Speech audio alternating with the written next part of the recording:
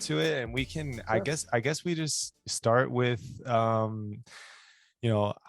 know a lot about your professional career. I, followed you then, but I have no idea where all this began for Sure. Derek Miles. Sure.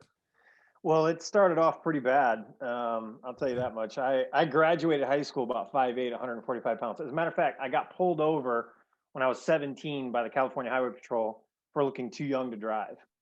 So What? yeah, and the funny thing is I drove this big, nasty truck. It was like my dad bought this truck when I was young to go hunting with. And at some point, it just kind of hung around. And at some point, when I turned 16, he's like, well, I guess if you're going to drive, you can take that truck. So I drove this big monster truck and I was all legs anyway. So I sat really low. I just have to kind of like put some sweatshirts or something underneath it so I could get up tall enough. And it was a train wreck. But um, I dabbled in everything. I played a lot of sports. I played soccer, I played baseball. I did football, I did swimming, I did, tennis sports and racquetball. Just kind of average at everything.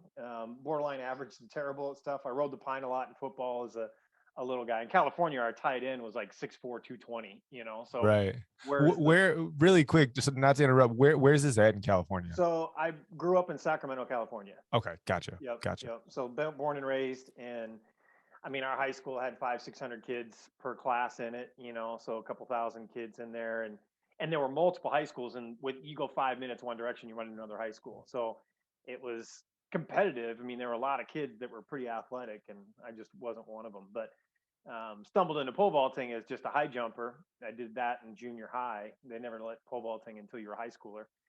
And then one day they came out and they said, well, the high jumper is going to do a running workout. So if you want to do the running workout, you can, or you can go learn the pole vault. I'm like, head that way. So, and then I just had a blast with it, kept moving my way through. But, I think by the time I graduated, I jumped 14.6, never made the state meet, nothing like that. And then college came around and I'm like, well, I could just go to Sac State. But my mom and dad were both strongly urging me to explore other avenues rather than stay in the state and go, because my dad worked at Sac State, California State University, Sacramento, and he wanted me to get out and see something different.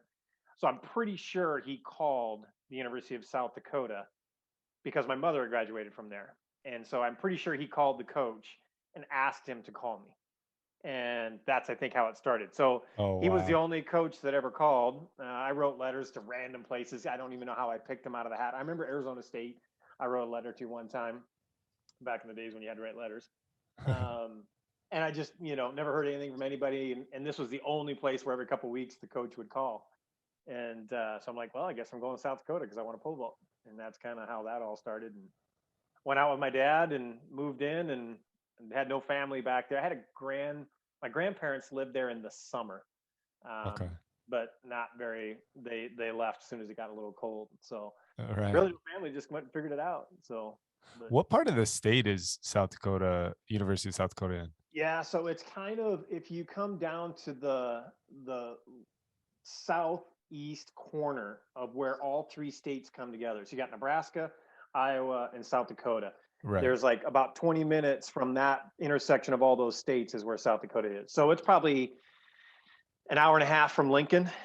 Oh, You really? might That's be, yeah, close. Yeah, because yep, we drive out to Colorado all the time, and we go through Lincoln, and I didn't know yep, it was that close. Holy yep, cow. yep. It's close. Probably 4 hours to Minneapolis. So it's kind of centrally located around some of those kind of Midwest Big 10, Big 12 schools, So, Right. yeah. Wow. That's interesting. So in high school, so you were, which is, it's really wild because now if you look at like a Wikipedia or whatever of you, is you're like 6'3", like Yeah. 190, 195 or something, like, Yeah. so when did that happen? I remember picking up about 20 pounds my freshman year in college. And I'm assuming I don't ever remember feeling like, oh, I just popped up 3 inches.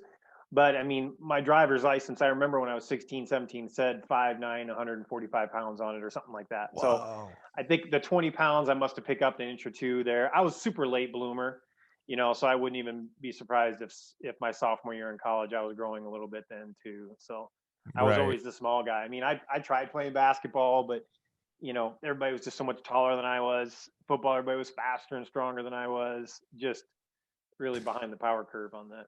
That's very interesting because I just kind of just thought of something in my head. You know, you had your high school career, which 14.6 is, that's not a bad high school jump. Like that's still a pretty good, that's a pretty good high school Yeah. jump, like, and then in college, you went through college, but then the crazy thing is I wonder if that played into you being able to vault so late in your career because you had developed, like into college and Yeah. stuff like that, instead of like the dude who's like got a beard their freshman year and in high school. You know what I'm saying? Yeah. I Yeah. wonder if that's got something to do with it. Well, it's probably a lot opposite of Chris. I mean, I coach a guy now that, when I knocked on his door as a junior, he was 6'4" and had a beard when he answered the door. You know what I mean? I was nothing like that dude. And I think, I always thought about it in pole vaulting in terms of like, it seems like you get this window, right? And that window maybe of 10 or 12 years where you can kind of really go after it. And I think it just depends on when you physically get to the spot where you can really exploit that window. And I Yeah. think the faster and stronger you get, and the more pounding you take on your body, I think at some point when you jump, 18.6, 19 feet, I think your window's started. You know what I mean? But for me, it just kept, I mean, even college, I don't think I would have made a first round national meet because I was Division II, Hmm. University of South Dakota's Division II a long time ago. And so comparatively in today's day and age, I would have barely made the first round. I think by the time I was a fifth year senior, I jumped 17.2 or 3 at the Bruce Jenner Classic in the summer after I graduated. And Right. so it's like, that I still hadn't really gotten anything figured out by the time I graduated college. It was only after college when I finally got hooked up with Bell Athletics and those guys that kind of started figuring things out a little bit and developing, physically. And so, It's weird. It's like similar to Jeff. yeah, Uh like because he was like a 17 and a half yeah, guy out of college and then went to Bell and yeah. then all of a sudden, develops into Well, a great pole vaulter it's later in their career. yeah, it's funny because I remember when I went to Bell Athletics, I was kind of uh, you know kind of googly eyed when I walked in the door and saw Jeff because he was the big dog at the time. Right. And if you look at pictures when he made the team in '96, just this baby face, kind of skinny dude. Yeah. And then when I was there in like late '90s, 2000s, it was like, dude, this guy's monster. He's huge, like Right. bowed up Superman kind of a thing. And it's just interesting. I think he probably traveled a similar case where he just developed a little bit later. He wasn't the high school kid that was 6'3", 185 pounds. I think he probably followed the same line. Right. And I guess you could kind of relate that to you were talking about Chris, which if you don't know Chris Nelson, you've been living under a rock. Just won the silver medal, which is incredible. And we can talk about that. There's a lot of things that I would really like to pick your brain about. But Sure, sure. um, like Chris, I mean, he's been hammering 5 meter plus poles for a long time, Yeah, like since he was in high school, yeah, and that I think that window, kind of opened up. And I don't know, it's everybody's got their own path through this whole thing. I just for find it sure. very interesting that you and Jeff's kind of like, it was like a similar type story. Like it's like a Yeah. guy who's decent vaulter in high school, decent vaulter in college, develops after college, and then jumps until they're 40. Yeah, you I know know. I know.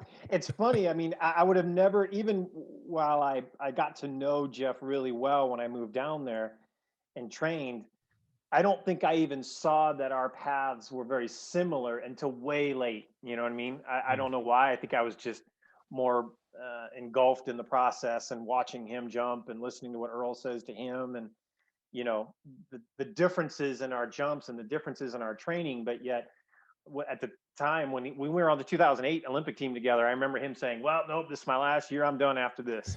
Right. And I remember thinking, like, how do you get to that spot? Like, how do you be able to get to 40 years old and still jump 70 and make Olympic teams?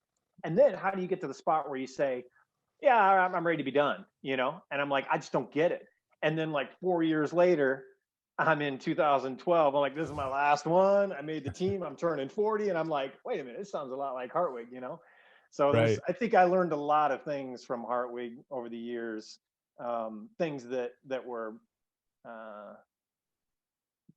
completely instrumental into my development as an athlete. You know what I mean? And a Yeah. lot of that comes from Earl Bell and some other people too, and Lucky Huber, who did my training. But I think watching him and just kind of seeing what he does on a daily basis, just when I was training with him, not like we weren't doing the same training workouts, but I would watch him when he comes into the building, when he left the building, and just studying him a little bit, watched how he traveled, and I was just soaking it up. I was just a sponge, trying to learn from him. Yeah. So. That's awesome. Yeah. So I guess like one of the questions I had on here that you know, when you were at Bell's, like that was one of history's best training groups, man. Like Yeah. that was insane. Yeah. Like It was nuts, And tell for the people who don't know about it, yeah. like kids now, they might not like, some kids may know about it, but like some kids don't understand, like there was a training group at Yeah. Bell. It was special. It was a special time.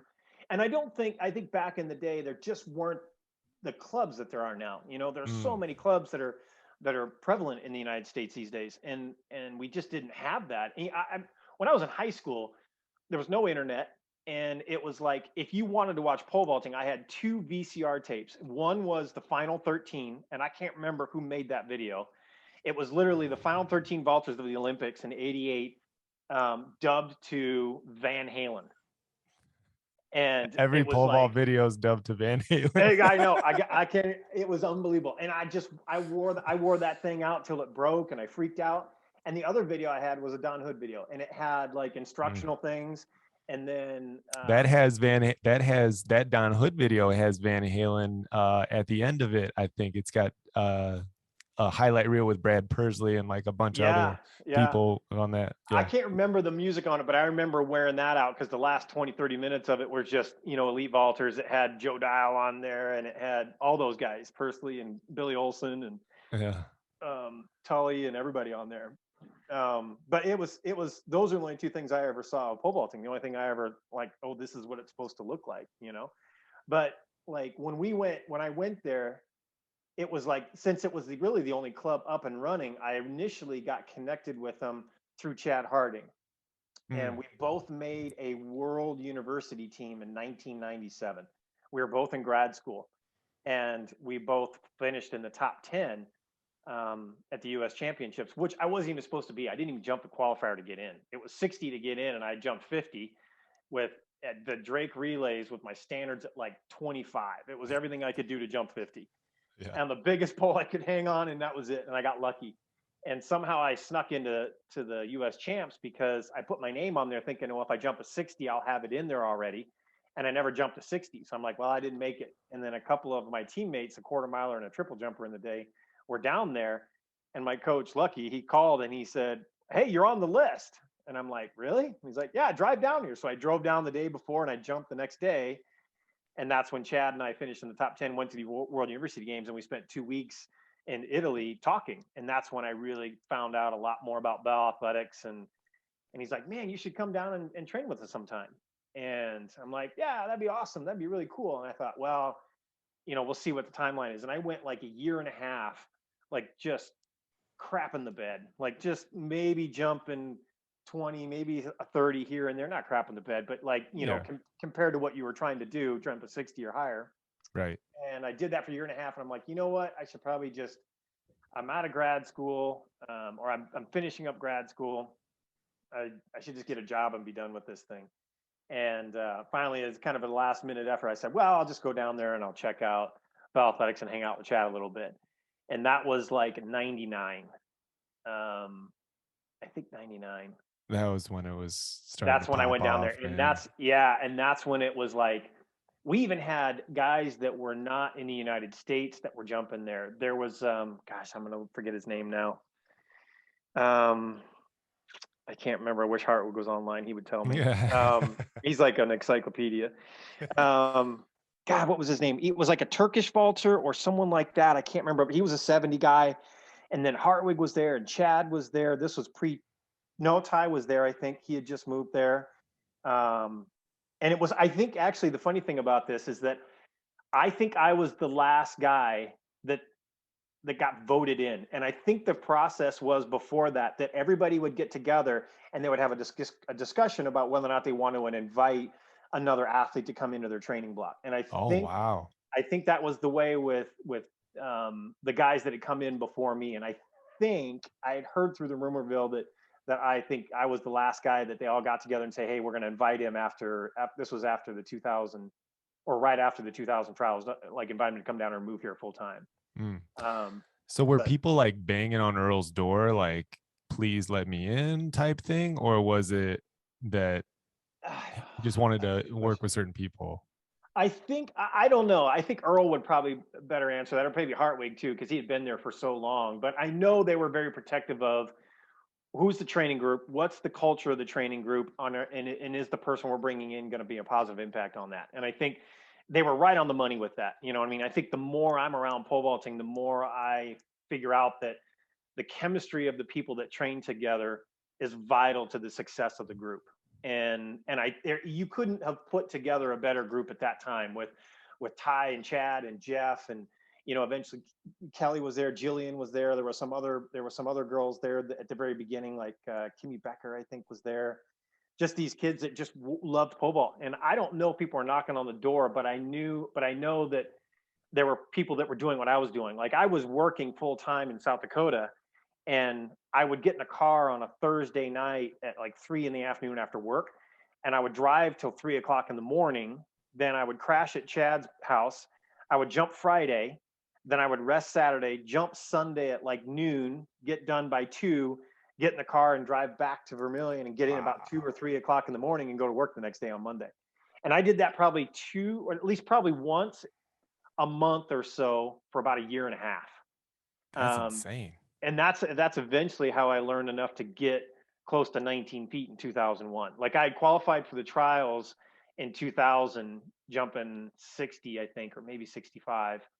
And I tied my PR at the trials at 65 in 2000, and I actually got in a jump off with Chad Harding and Pat Manson for the Olympic spot. That was pretty fun. Uh, Wow. and then after that, in 2001, I jumped 19 feet, and I thought, okay, I think I'm going to commit full time to moving down there.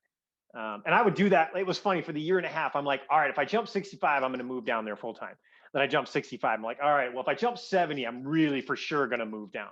And I jumped 70. I'm like, okay, 80 for sure. If I jump 80, I'm moving. And I jumped 80. I'm like, all right, I got to go.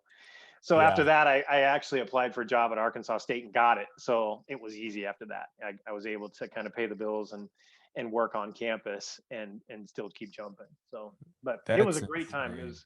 It was a crazy group, super fun. That's how I got introduced to paragliding with Ty. I mean, it just some of the best years of my life were there. It was really Where does cool. one go paragliding in Jonesboro, Arkansas? So this is a good story. Okay, so Ty was this big paragliding pilot. I mean, he flew quite a bit before, and this was fairly young. Paragliding, really in the 90s was kind of experimental. So by the time we rolled around to the late 90s, 2000s, when I watched Ty doing it, it was still pretty experimental. And he went out and got like 100-foot rope, and he taught me a little bit. We kited a little bit, and so Jeff Hartwig got on the end of one rope, and Ty was about 10 feet in front of him on the rope, and I got faced into the wind, and they started pulling. And if you pull a paraglider into the wind, you pick up lift, Right. And I got about, I don't know, 50 feet, 60 feet, and I'm just loving it. I'm cranking on these things. I don't know what the heck I'm doing. And he's like, right brake. And the wing started to turn left. And if you're in a paraglider and you start to go with the wind, a paraglider flies about 20 miles an hour. And if you go with the wind, whatever the wind's going, you add that onto it, right? Oh, So if the wow. wind's blowing 10 miles an hour and you turn and go with it, you're going to go 30 miles an hour. So I ended up turning this way and caught a little bit of that wind and just went down like a bag of rocks and smashed into the ground. I mean, I had these lines buried. He was saying right brake, and I was just flipping out doing this kind of thing, And I land hard on the ground. I mean, I bounced off the ground. And the first thing, I had my teeth redone back then. So I was like checking my teeth. Right? Ty comes running up and he's like, dude, are you okay? Are you all right? And I'm like, yeah, I'm money. I'm good. And I looked back about 40 feet, and Hartwig has lost it. He's dying laughing. He can't stop. He's just back there crying, laughing so hard. And Ty would look back and see him laughing. So then he would laugh. And then he'd look down at me and see all the blood on my arms. He goes, "Oh my God, dude, are you?" And he'd go back to being serious. "Are you okay? Are you okay?" And I'm like, "Yeah, I'm good." And then he'd look back at Hartwig and he'd die laughing because Hartwig never stopped laughing the whole time. He was just dying. And that was That's my first real insane. experience, probably in, gosh, 99, 98, something like that, with paragliding. And then after that, when I moved down there, we would tow up. We put a line on his car, like a 2,000-foot rope, and hook it to his car and have someone drive the car and pull us up. And then we would detach and just fly around. And yeah, What the heck? it was See, fun. like as an outsider, you know, being a fan of basically everybody vaulting at Bell Athletics during that time, that's what I'm hoping you guys were doing, man. Oh Like, yeah, like in my head, I'm like, they seem like, you know, because I used to go, I qualified for the junior championships yep, in Carson, California, and then one in Indianapolis, and so I'd get to watch you guys jump, and yeah, I followed you guys a lot, and me and my brothers did, and and I would always think to myself, they look like really cool people. They look like they're having a really good time down there in yeah, Jonesboro. I had yeah, no idea that you guys were paragliding around, getting pulled yeah. by a Yeah, it car. was funny. That's We crazy. we had these headsets. You know, today you could just do Bluetooth or something like that on your phone. It'd be way easier. But we had like a walkie-talkie with a mic that came down, and literally the person would be driving his car, and he would say, "Go slower, go faster, go slower, slower, slower, faster, faster." You know what I mean? We're just like communicating through this thing, and then finally, when you get up high enough where you feel like you're in a good spot, you can pull this harness link that we made. We sewed it together, like Ty would sew them together, and that's what we would hook onto the rope. And then it had a release kind of string that we would pull on it and would detach you from the rope so you can fly off. But That's yeah, we were just pulling each crazy. other up by cars and having a blast. So Yeah, is it was that what you're doing on your Saturday rest day? well, I was until some point we were flying this one little rock quarry, and I was flying along this ridge and I lost altitude, but I was still moving really fast. And there was this huge, rusty, like water trench. It was about 4 feet tall, and I was flying right for it. And I right at the last minute, I kind of picked my feet up and it scraped my butt. You know what I mean? Like it really Oh banged my yeah. butt, but it didn't hit my legs. And that was about 3 weeks before the Olympic trials in 2000. And I'm like, I better cool it because I just about ate it on that one. I better cool this for a little bit. And so I didn't do it Yeah. for a long time. I didn't do it probably for, gosh, 12 years after that, maybe or so. And That's like crazy. now I fly all the time. Now I'm You back. still do it now? Oh, I'm hot and heavy on it now. Yeah, No I'm way. certified. Yeah, I went out to Utah, and I got P3 certified. When we were at the Olympic trials, in between the girls' vault and the guys' vault, I went out to Pine Mountain in Oregon and flew off that mountain. Flew for about 2 hours one day, What and the then the heck? next day I went out to the coast. The day before Chris started, I think I flew out to the coast and flew the sand dunes out there in Tillamook, out in Oregon. So I That took is it with me so and just flew. Yeah, cool.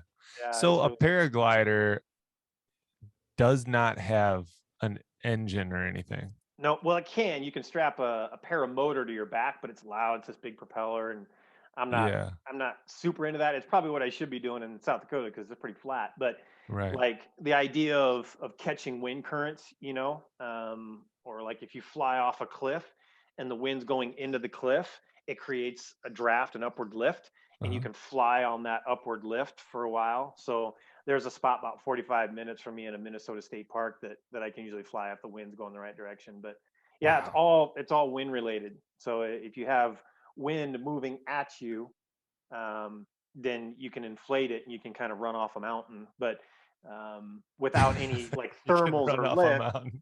yeah, without Super any thermals, casual. yeah, But it's a blast, man. I've been hooked ever since I got back into it. And I was hooked. Ty Yeah, Harvey got you into that? yeah, I was hooked as soon as I ate it on the ground that one day. It was just so much fun to be up in the air, and I've always Oh had a my thing for gosh. flying. I don't think that was my pole vaulting. That had nothing to do with pole vaulting. I just love the idea of flying. And when this paragliding thing came along, it was like, oh my God, this is amazing. So Tito, and I'm trying to get Tito back into it. He's busy with life these days, but I goose him every now and then. I send him a picture of me flying. I'm like, dude, come on, let's go to Utah. Let's go somewhere. Let's go flying. And I just egg him on. So I'm sure Amy's gonna be mad at me that I'm egging him on all the time about getting a wing, but Right, right. it's just too much fun. Yeah, That's wild, man. That's crazy. yeah, All right, I have a question for you. sure. Will there ever be another training group like that? in the States? Boy. I mean, well, let's go through. Okay, so it was you, it was Hartwig, it was Ty, Yep. it was Chad Harding, Yep. um, the But then Turkish you had, guy. yeah, the Turkish guy. But then you had guys that came in. I mean, I remember Yu Kim coming in at some point when he was like in high school. He was coming through like he was flying over from Asia to live in the building for like months at a time to train. And Wow. Daniel Ryland was in college at the time. Daniel And Ryland. yep, I mean he was this sprinter. I mean he had this big old long flowing hair in college, and but he was running super fast, and he was getting into the pole vault. And it The just kept other coming, you know. And the like other Grande came later. big one, the other big one, literally the big one, Jeremy Yeah, Scott, yeah, you know, because yeah. he's still down there, I think, Yep, and yep. he still, I think, maybe works with them or He's whatever, and he's gonna be coaches or. he just got placed in orthopedic medicine. He got through med school. Oh So wow, he's through med school, and now he's doing his residency, I think in Tulsa maybe or somewhere like that. I can't remember. But gotcha, yeah, he's knee deep in fixing the world now. So, interesting. But but I that's mean just the that was just guys' the side. guys. That's Yeah, just the right. guys' side. Then you Yeah. had Jillian Schwartz, you had Kelly Suttle. Yep. Um, I mean, and for those of you who don't know, like all those guys that we mentioned were 580 plus Yeah. guys, Yeah. basically. But they weren't when they came in. That's the crazy thing. I Right. think Ty might have been the best vaulter coming in. I think I remember him jumping like 55 or something like that for the University of Minnesota before he came in. But Chad Harding, well, he was a 35 guy out of college, I think. Hartwig was, I was, and I was a 50 guy but like it's crazy. Earl was able to just take these guys and develop them. And I don't know how much of it was culture, how much of it was just late blooming athletics, or how much of it was just Earl. You know what I mean? I'm sure a good 95% of it was Earl, if not 99% of it. Right. But I mean, just the whole group, and there were always people that came in. I mean, just guys that would travel in, that were 50, 60 guys that would come in and train from time to time. It was just nuts. It was a crazy time. And I don't know. I mean, I To honestly have don't know if I'll see Yeah. that many people Yeah. training in one group Yeah. at one facility, Yeah. I don't know if that's ever going to happen again. And I think the reason it may not is because the convenience of the situations that are now. You know what I mean? I Yeah. think, you have colleges back then. I don't think that were super keen on postcollegiates. I think they were more focused on. I remember Texas being one of those spots. Like Amy graduated there, but they didn't want her being there postcollegiate. And I think Wow. it took a while for them to get into the spot where they would warm up and let them train there. And it's obviously gotten better now, but there was a period of time where these universities were just focused on what they're doing and not worrying about post collegians. So there wasn't the opportunities. And now it's the convenience of saying, hey, I can still work with my college coach who knows me, and it works, and it's great. And I don't have to pack up all my stuff and leave and all that kind of stuff, which I think there's some value in that. But also, I mean, if I hadn't been pushed to go down there, I can't think of the things that I would have given up, the things that I wouldn't have experienced, Right. that were so pivotal in me being able to not only develop but have an amazing experience. I think that was the thing. Yeah, and I still don't think that colleges are too keen on it. I mean, it's basically kind of like I mean, there's a few niche spots like yours, Yeah, South yeah, Dakota, like you guys helped Emily and yeah, Chris obviously, and other people are, I'm assuming they're allowed to still, kind of use your facilities and things like yeah, that. But like usually the route out of college is like, okay, if you're going to be a GA here, you can keep vaulting, but if you're not going to be a GA here, you kind of gotta, and then you're left to, find a pole series, and yeah, you gotta do all of those things. So I think you can't, I don't know if you can really bank on that when you're choosing your college. Like, I don't know if you can like bank on, like, if I make it to a certain level, will I be able to train here sure, afterwards? And it's, I mean, maybe in the sprints, yeah, not too much liability there, not right, too much equipment that they have to use and things like that. But right. pole vaulting is just tough, man. It's really difficult. It is hard, and I think one of the reasons it's hard for universities to see the value in it is because they're paying coaches to coach the kids. Mm, And if you look at my kids in my program now, they've made choices to leave their home countries, their home state, whatever the case is. And when they come to USD, they deserve to have the Emily, the Chris experience. And once you've graduated, you've kind of had your time. And so now it gets focused on the next, we're passing it down, we're paying it forward kind of a thing, so to speak. So it doesn't mean that I drop the post-collegiates, but obviously when you graduate, you take on a little bit of autonomy, you take on a little bit of upperclassmen or veteranism, I guess you would call it. But the way I look at it is, for every minute or every hour they pull me away from the kids that I'm coaching, if I have to do a session with them or something like that, then they pay that hour back to the program somehow, some Oh, way. cool. So That's like awesome. if they, and we're not punching the clock here by any means, but Right. like, our conference meet, Chris and Emily worked their butts off on the multi-event pole vault, the girls pole vault, the guys pole vault. I mean, they were putting the bar up in meets before that, even not at our conference meet, our home meets, they were putting the bar up. So you got Chris and Emily, world championship team members, putting the bar up at 10 feet for a high Wow. school, a college women's pole vault. They have 30 competitors in it, and we go for 3.5 hours. And I think that's kind of what I want. I want them to feel like, okay, I'm giving back to the people that are now coming up behind me, and still being a part of the program. And I think that's kind of, if you can contribute to the greater good of everything, then it goes back to that Bell Athletics theory. Everybody just gets better. You know what I mean? And Yeah, that's a very good point, and I think that's you know, it's really really cool. yeah, That you give them that opportunity, but yeah, that they're doing it too. You yeah, got two, like you said, like two world championship, and now silver medalist. yeah. That's working the working the conference meet. Well, That's and we have wild. we have some more kids. I just graduated my Italian girl, Helen, who's trying to kind of get her stuff going for Italy, and she's like a 440, 445 girl, but she's coming back and wants to train post-collegiate. Ethan Bray, who was at the Olympic trials, he's a 65 guy. I think he can jump 70 or 80.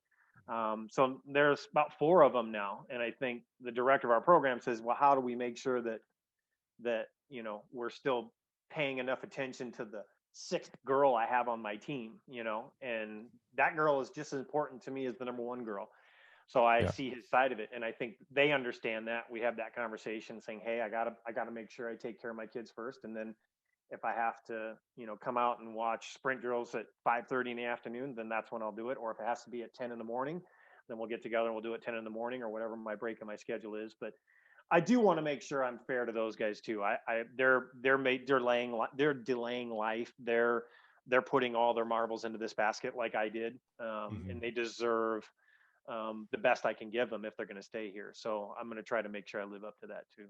So Yeah, along those post collegiate kind of lines, was there a dark time that you can remember in your career? I know that I dealt with some dark times, some stagnant times where I was like, what the heck am I doing, man? Like, oh yeah, this is like I'm jumping 535 at every meet, like, and it's like, am I yeah, ever gonna like quote unquote break through? yep. Was there a dark time, like specifically, that you can remember? 96 to 99. Um, with the exception in 97, I did pop that 50, but I spent the majority of the time at 30, um, 20, 30, trying to get to a U.S. champs. That was my ultimate goal. My goal was just to make it to a U.S. championships. That was going to be cool. And for 2 years, I just kept struggling and couldn't figure it out, and just, trying to do what I'd always been doing, and jump higher. And it just, I it's laughable. I wrote my master's thesis when I graduated in 98 on the women's pole vault, because it was fairly new at the time. So I thought, when I'm my grad school, I write my thesis on women's pole vault.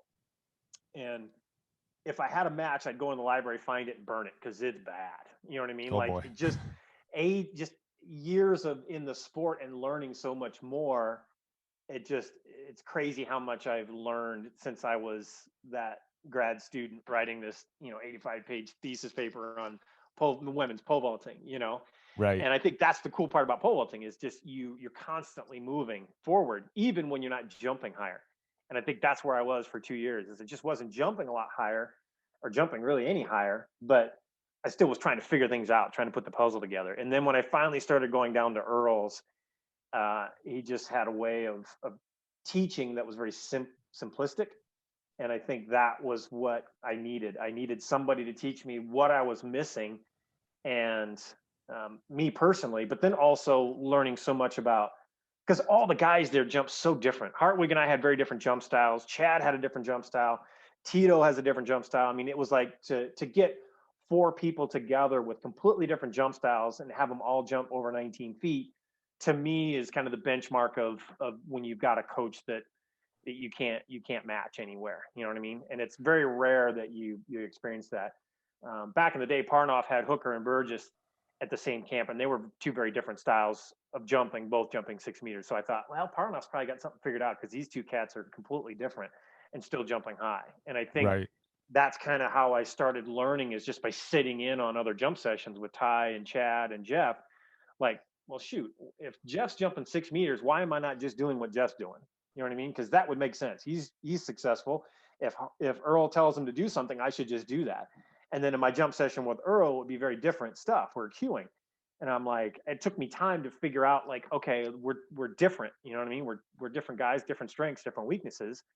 And we have to figure out kind of what's going to work for us, and Right. kind of start working on those weaknesses, you know?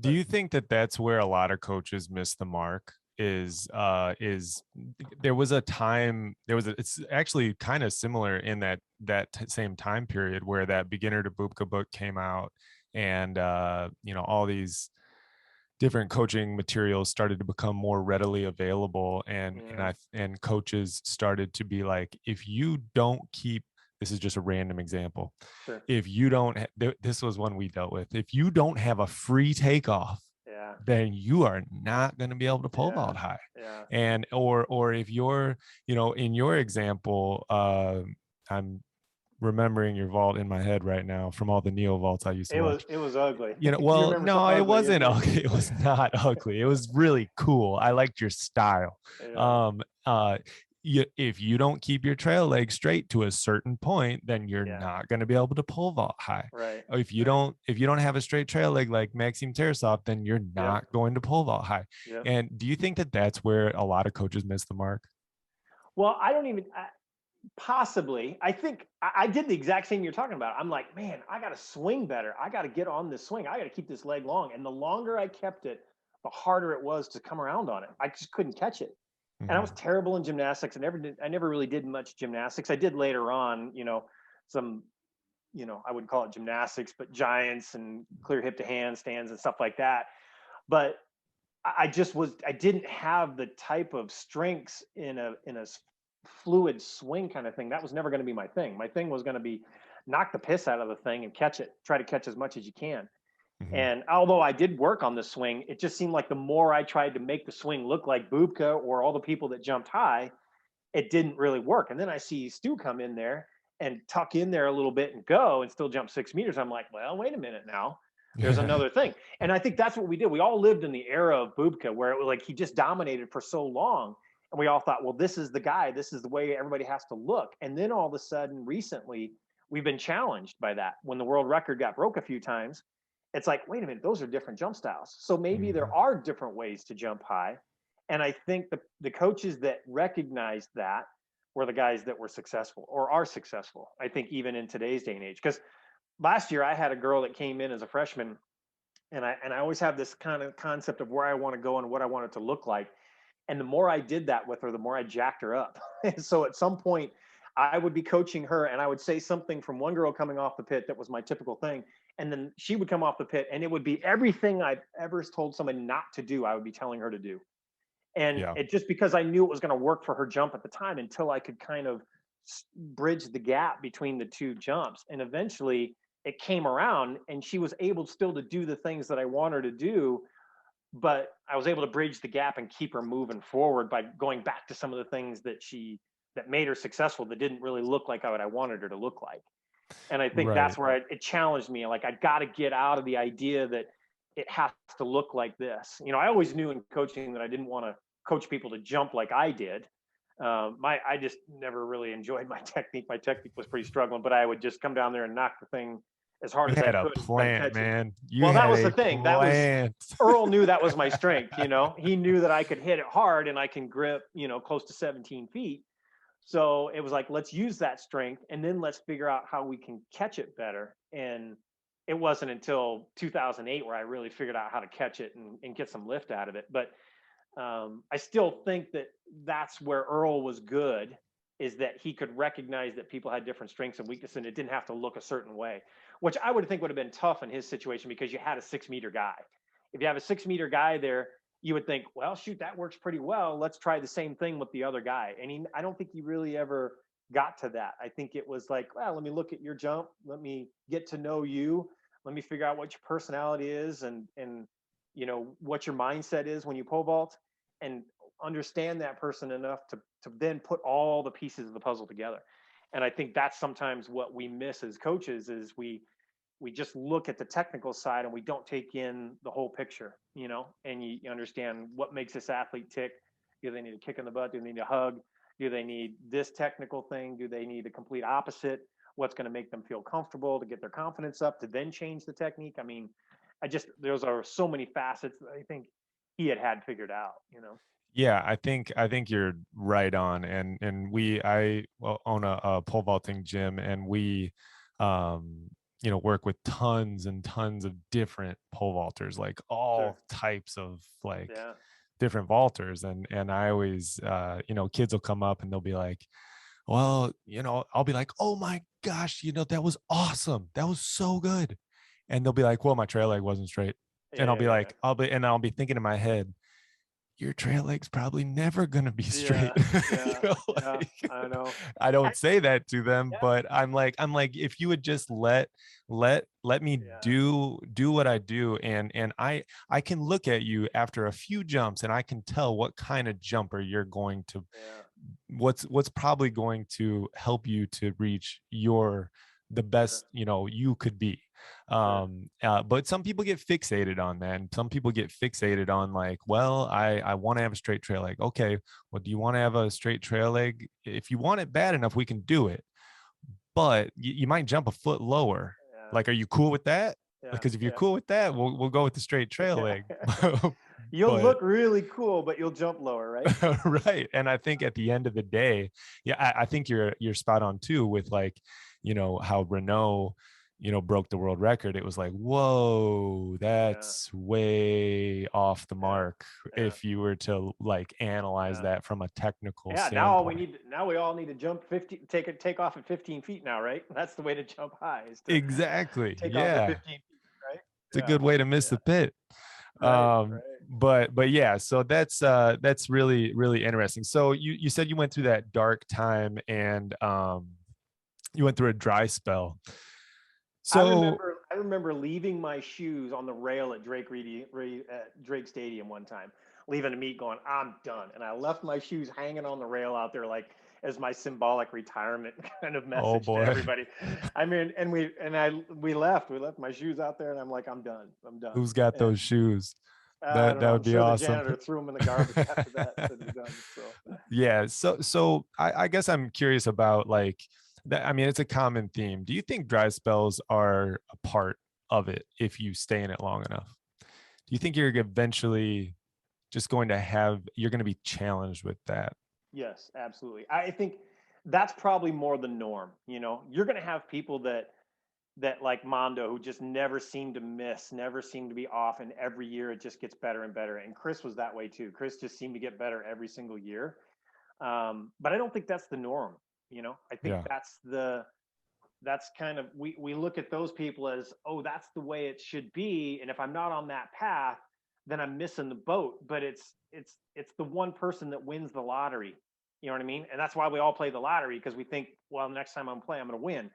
And I think it's more the idea you got to lose for 5 years before you even win $20 on the stupid lottery ticket. And I Right. think that's kind of the way this is. And I think that's what sport is. You never learn.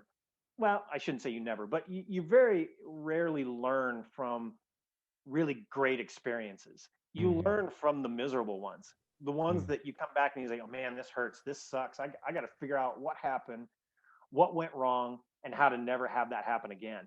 and it forces you to process things in a way where a victory or a PR doesn't. You just leave the track smiling, happy, and going out with friends, and you just rejoice in the idea that you jumped higher.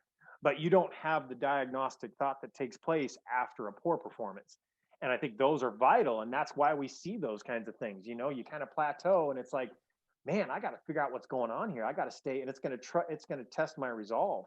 Hmm. And if at some point, if I want it bad enough and I keep trying, I'm going to figure out something out, and bam, I'm going to hit a little spike, and then I'm going to keep doing that. And I think that's the way probably Hartwig and my schedule or my careers and a lot of other people's careers have been. It's like you just keep swinging, you keep trying, and you try it a little bit more, and you just kind of plug away. And it doesn't say that the next increment up happens in a month. It might be 2 years. You know what I mean? Right, right. And And I I think, think that's an important thing for young vaulters to learn too, is that, when you're going from 0 to 12, yeah, it's going to be, easy. you're going to be Yeah. shooting up like a rocket ship, man. Yep. Like it's going to Yep. be awesome. And then you're going to Yeah. go from 12 to 15. And that's going to be, I'm talking about a male vaulter, Yep. you go 12 to 15, and then you're like, that one was a little harder, Yeah. and then you're going to go from 15 to 17, and you're going to be like, there were some rocky, stinking patches in there. Yep. And Yep. then if you make it past that, I went through a 2 year spell of no PRs, Yep. and I work with people that they're like, well, I haven't PR'd in 2 months, and I'm like, goodness gracious, like holy Yeah. cow, man, Should like. I run you over with my car now or tomorrow? What do you want? Yeah, That's I tough. anyway, yeah, I so think that's the thing, though. I think that's the thing that as coaches, what I try to do is you got to teach patience. You got to teach this as a marathon, not a sprint. mm, And to think that it's anything otherwise will drive you nuts. You know what I mean? If you think this is just going to pop off and you're going to, and I think that's just the world we live in these days. It's kind of this idea that anything is possible if you want it bad enough and you believe in it. And okay, I do, and I want it bad, but I'm looking at my watch, so it's got to hit any day now. And it's just, we got to have that drive, but we got to have the balance of patience on that side. It's goals are great, patience on the other side. Put them together, then you got something.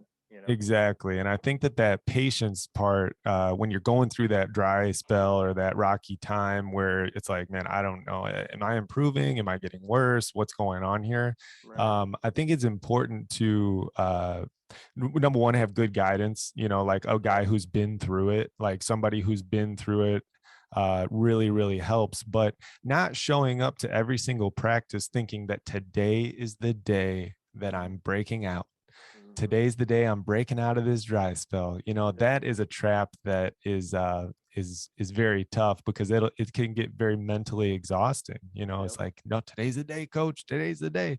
It's like, Yeah. gosh, man, it'll You know, probably be like 6 months from now or a year. I think it's interesting because the days that I felt my worst are the 2 days I jumped my PR. I remember one of them was in Donetsk. I had traveled for I don't know how many hours, like 48 hours. Poles got lost along the way. Just horrid travel. Got in there, didn't feel all that great, and managed to sneak around 85. And then that was '05, maybe. I can't remember. I think '05. I didn't jump 85 again until '08, and Oh, that was three geez. years. And so I spent 3 years chasing 86 or 87 or 90 or something, and just never got it. But I kept swinging. And the Mhm. next time I jumped 85 was in Berlin, and I felt terrible. I'm like, oh god, I'm tired. I'm spent. I don't know. This is gonna be bad. So I opened at 20 just to make an Oh, appearance geez. fee and get over a bar. And Yeah. then I just kind of slowly got rolling and eventually jumped 85 on that day. And it's funny how like the days that you do well, you sometimes you just take the monkey off your back. You just say, I don't know if today's the day, but I'm just gonna go hard and be aggressive and see what happens. And all of a sudden that weight gets lifted off your shoulders, and you can kind of go out and execute and just do what you're ready to do without putting the pressure on yourself. And I know through Right. my world championships and some of those meets, the more times I felt like this is it, I'm ready, this is going to go, I have the worst experiences, my worst performances. The times I said I'm just going to go in there and I'm just going to knock the heck out of it, I'm going to go hard every single jump, and whatever happens, were always my best performances. Now that's me, Right. you know what I mean? That's just what worked for me. I'm not saying that worked for everybody, but I just learned that about myself from a competitive perspective, that was going to be a better situation for me than watching the pot, which goes Yeah. back to patience thing, you know? No, and I think that that's 100. I think there in my career, it was always as soon as I let go of it, as soon as I just let go, Yeah. just like, you know what, man, Yep. you're putting in the work. Just let it go, man. Yeah. If it's Yeah. meant to happen, it'll happen. As soon as Yeah. you let that go, it's like something clicks, Yep. and you're like, how the heck did I get over that? Yep. What the Yep. heck happened? Just Like, and it's got out of your own because, way. Yeah. like you said, you took the monkey off your back. Yep. So you made 3 Olympic teams, Yep. correct? Yep. Well, I That's call it two and a ins half because 2012 was pretty rough. a 2012 was my Achilles was barely hanging on, and I got down the runway a few times, but I wasn't really in the meet. So well, you made three yeah, Olympic teams, which yeah, is insane. And I think it's insane that, to jump at a high level and make an Olympic team is that in itself is incredible. yeah, Okay. To the common folk. But to me, the more impressive thing is the fact that that spanned over 12 years. yeah, Like the fact that you were training for one Olympics and then you made that one, and then 4 more years went by and then you made that one, and then yeah, 4 more years went by and then you made that one. So yeah, that's the part to me that's like super, super impressive. And it makes me wonder how how did you keep your body together, and how did you I'm sure there were rough patches in there yeah. too, There but were. I guess mainly, how did you keep your body together and jump as late as you did? Like, did you n- is it not overtraining? Is it, just a combination of a few things? I think training's balance. I think you have to balance everything, and learning that along the way is a key to being able to do that. Knowing how much you can do and when you should do it and when you shouldn't. And it sometimes you trial by error. And I had some patches there. I think going into the '04 trials, I remember having a problem with um, a hamstring, and that before that, which actually the interesting thing about '04 was that when I came out, I actually ended up having a day where I was really starting to click. I jumped 70 from 10 steps, 5 lefts. Wow. And my PR from before that was like 50 from 10. And I just went out there one day and I was running really well. And I hit 50, I hit 55, I hit 60, I hit 65, and I ended up jumping 70. And I'm like, holy cow, if I can jump 70 from 5 lefts, I think I'm figuring something out. So the next week I come back out and I move back to 12, and I jumped 71 or 72 and I was taking shots at 80. And at that point I started to feel like my hip flexor start to get real tight. And then after that, after my hip flexor got tight, like I kept jumping, kept training a little bit, and I didn't know that limit. And then bam, it shut me down on my hamstring. And I was out for the rest of the year, or at least for a good chunk of the year before it came back around before the trials. So I Oh, remember wow. before the trials in '04, I hadn't jumped very much. It was just trying to get healthy, but I mean, there were multiple times I've got a rod in my leg from a stress fracture. I had an intermediary rod put in, and that was in '06. So I sat most of '07, trying to just get Wow. ready for '08. And that was a whole long process. That was about a year long process, year and a half process. What part of your leg?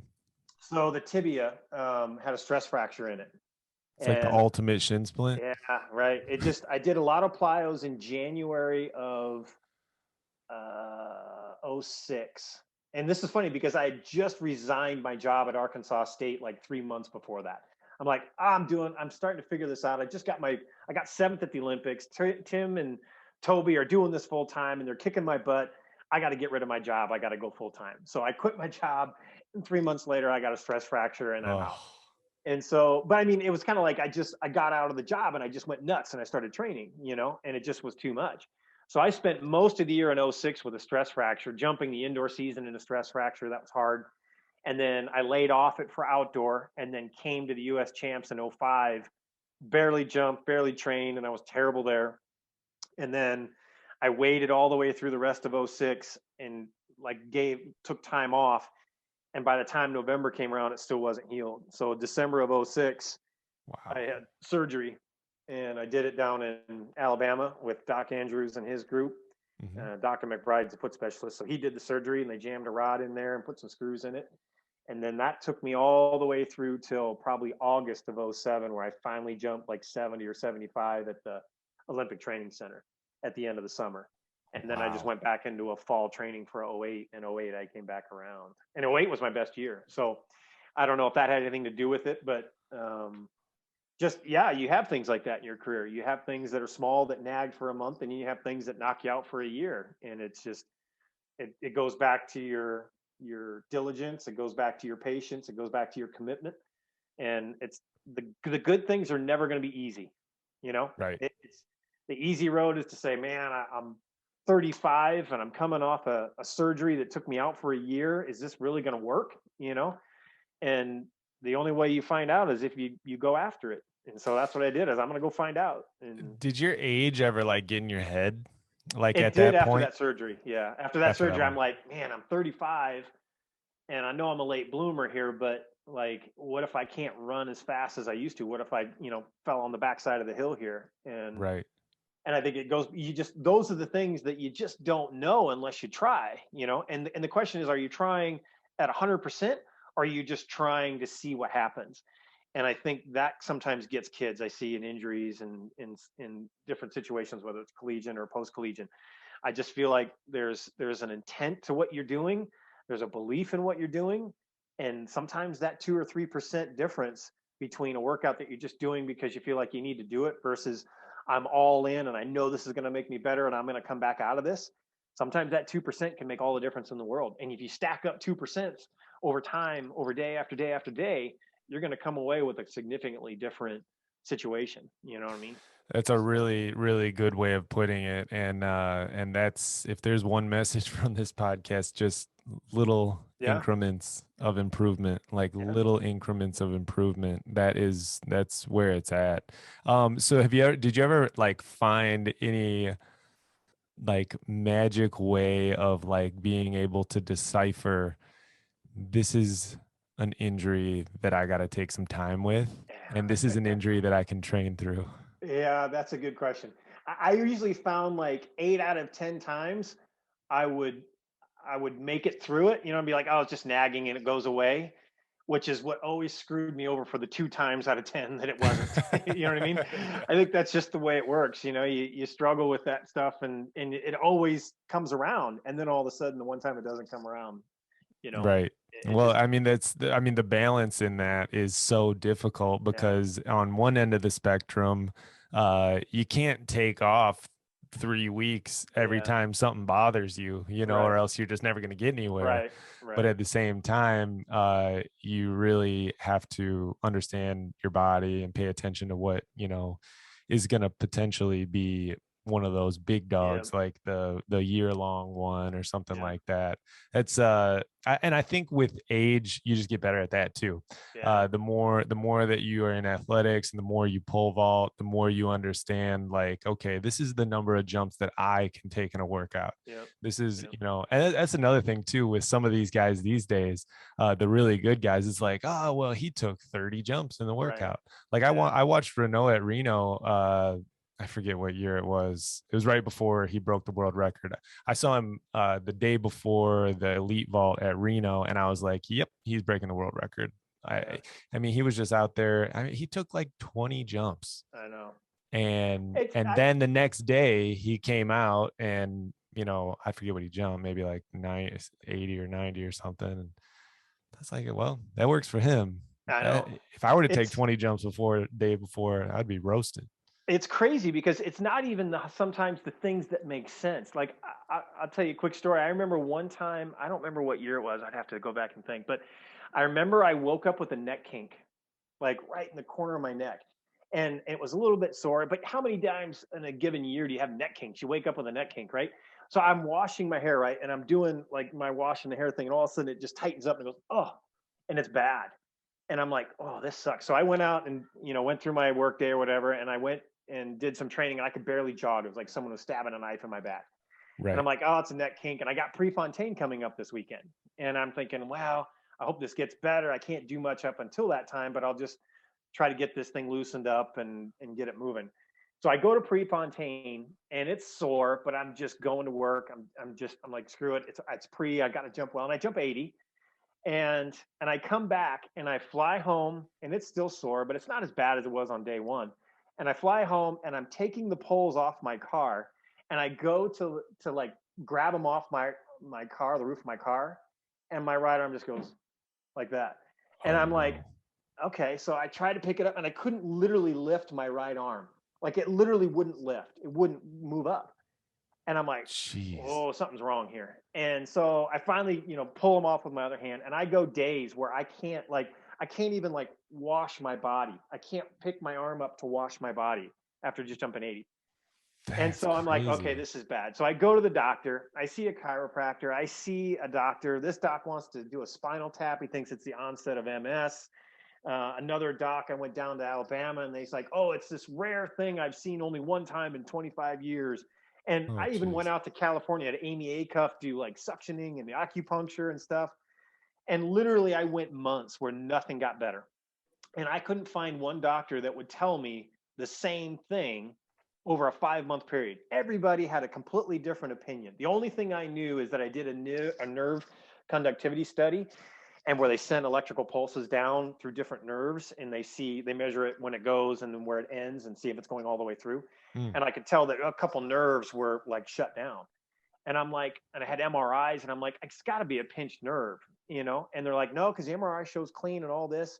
So anyway, at some point after 5, 6 months of this, I'm like, screw it. I picked up a bottle of water and I just started trying to go with a bottle of water, like a little 16-ounce bottle of water. And I'm just like cranking on it, trying to get it above my head.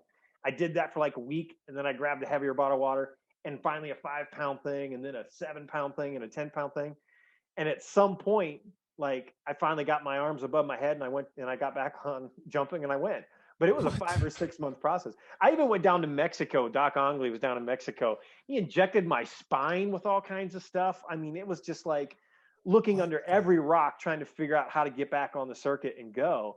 And it just like, screw it. I'm just going to pick up a bottle of water and start going to work. And eventually it came back around. But Isn't that strange? The body's in this body's crazy, well, the man. moral of the story is like you can always be looking left, but sometimes the bus comes from the right. You know what I mean? Like you just Right. never know when it's going to happen, and that's why pole vaulting is so darn hard. You just staying healthy is hard, and you can look both ways till the cows come home and never cross the street. So at some Yeah. point you got to learn from things, and you got to kind of move forward and learn your body and figure out what it's doing. And I think the more time you have doing that, the better off you get at it. You know what I mean? So do you whenever I would have injuries, I would my head would just start to spiral like into like, well, this is gonna end my season. This is gonna Were Yeah. you good at controlling that spiral effect? Um, I'll probably look back on it now and say, yeah, I probably was. But if you ask the people I was talking to, they're like, dude, you're a nut job. Whether it was my parents or my wife or my agent or whatever, or friends or training partners, I'm sure they, heard me complain about all kinds of things. And I'm sure that was just confidence. But I think the thing that always helped me is I always had an intensity switch. Like that was where I feel like my pole vaulting was rooted in. My pole vaulting was rooted in just whatever happens, just grip the thing and hit the piss out of the thing. You know what I mean? Mm, And I think if you always go 100%, then it's more consistent, and you always know most of the time what you're going to get. You know what I mean? And right. so that was my mentality coming back from injuries. It was like, nope, let's just get on here. We're going to figure it out. We're going to keep trucking. And every day I'm going to get better somehow, some way, or I'm going to try a way, or I'm going to find a way to get better. One of the two. Yeah, I've said this a few times on the podcast, but I really I enjoy proving this to be true. Brad's podcast, we talked about how he was like, you can watch somebody's vault and you can know who they are. Like you Yeah. can know their like their attitude, and you can find out so much about a person's personality by watching their vault. And if you whenever I was younger, 13 years old, I looked at you pole vault and I was like, that guy's freaking aggressive, man. Yeah. And it's so cool Yeah. to hear you confirm that. And actually that was one of my things I wanted to ask you is what what is your greatest attribute, like as an athlete, like what if you were to point to one thing, like what are you the best at?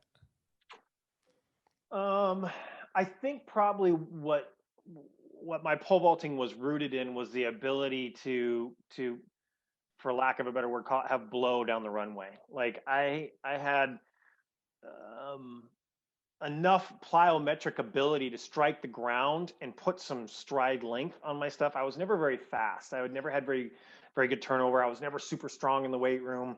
I was a terrible pole vaulter, but I could bring some power down the runway and just put all that power into the takeoff, like just knock the heck out of the thing. And Earl got me into the right position to be able to use that. And I think that was the thing, my ability to run. And I think later on in my career, like when my Achilles went bad and things like that, that's the thing that I lost. I lost Mm, the blow because I couldn't strike the ground really hard and I couldn't get the volume on the ground that I used to get. And I think that's kind of where everything kind of came to an end when I was 40. But I would say, I mean, my mid would run probably about 60'4" or so, 60'6" in given meets. And yeah. so that was my ability to just put power into that run and then take that power and try to convert it. So I would definitely say the run there.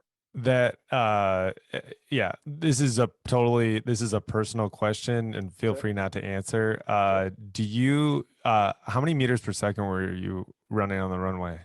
Don't Um, answer if you no, no, I no, that's fine. I think it's my like sharing your fastest. ACT score. No, it's low, so I'm okay with it. Yeah. No, I remember my fastest. I went through Peter McGinnis's stuff for years, and my fastest, interestingly enough, was 03, and I was probably running like 9.6 maybe. But I Okay. would think Yeah, so you most were of the time, fast. well, but that was one year. I would say most of the time I I spent my time at 9.3, 9.4. That was about Okay. where I was averaging. A few Gotcha. times when I was a little beat up or coming back from an injury or something like that, it might have been like 9.1 or 9.2 kind of a thing. But averaging probably 9.3, 9.4, and then I had that spike around 9.6 and 03. But I don't think I ever saw another year where I was at 9.6. So Right. And that proves your point to, and we see this all the time with vaulters we work with, is it's like, well, how is this kid able to move this pole, but this yeah, kid's like way faster, like, yeah, and they can't move that pole. yeah, And they hit the back of the box really hard. yeah, Like, and some people have just an ability to be able to really hit the back of the box. yeah, Chris kind of looks like that to me. Like, it looks yeah, like he hits the back of the box pretty hard, and he's a big person. You were a big person, and you, when you really hit the back of the box like that, you can make up for a little bit of that, if you're not running, extremely fat, like you were talking about, like 9.6, 9.7, yeah, but you really are able to convert that energy into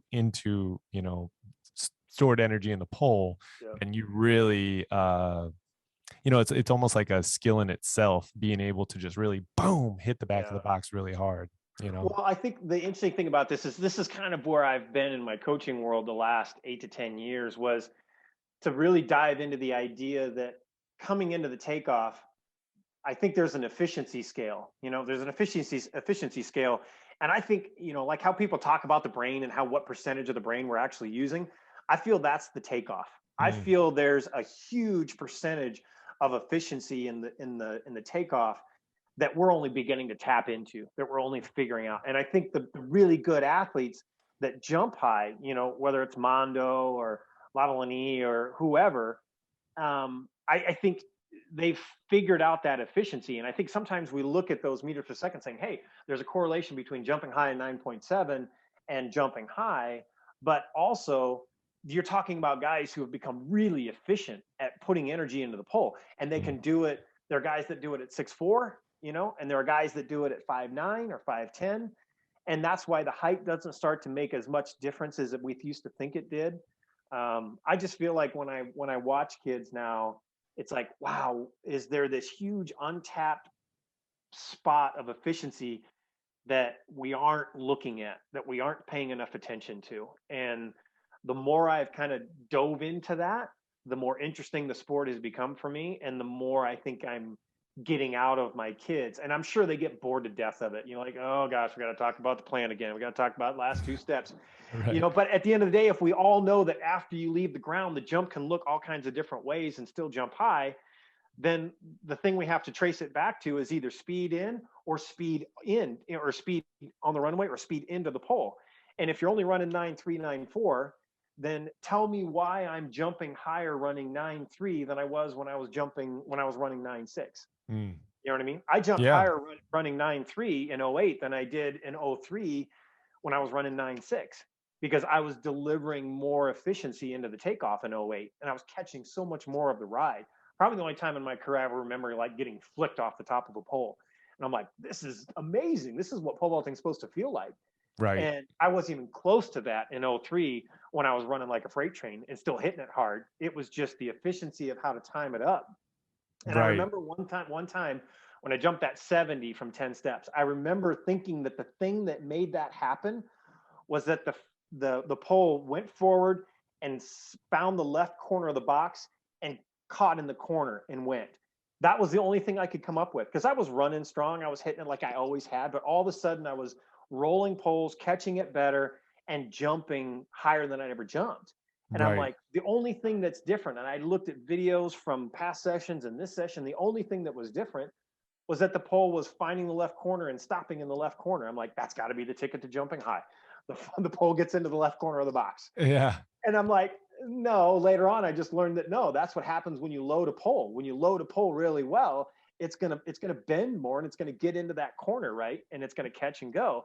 So that was when I started figuring out, okay, it had nothing to do with that. It was just the fact that I was loading it so much. I was so much more efficient through that hit.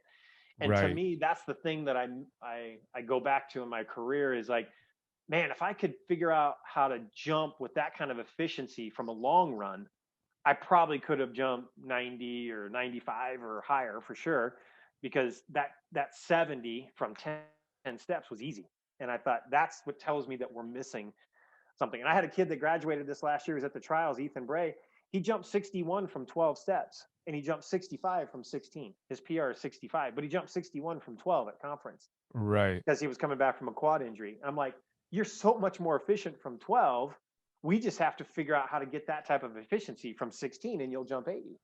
And we And see that a lot though. Don't you yeah, see that a oh, for lot? sure. Like All the time. where it's like you know, a kid's really like just like knocking on. I mean, for me too, like I used to jump mid 17s from my 5 or my 6, but I go back to 9 and I'd be like, all right, jumping mid 17s. You know, like And that's the what's pressure. going on? That's the thing that makes you want to bang your head against the wall. But to me, coaching now, that's the key to everything. The key is Mhm. like, man, if you can do this from a shorter run, now we just have to figure out how to take speed, add it to it, and do the same thing.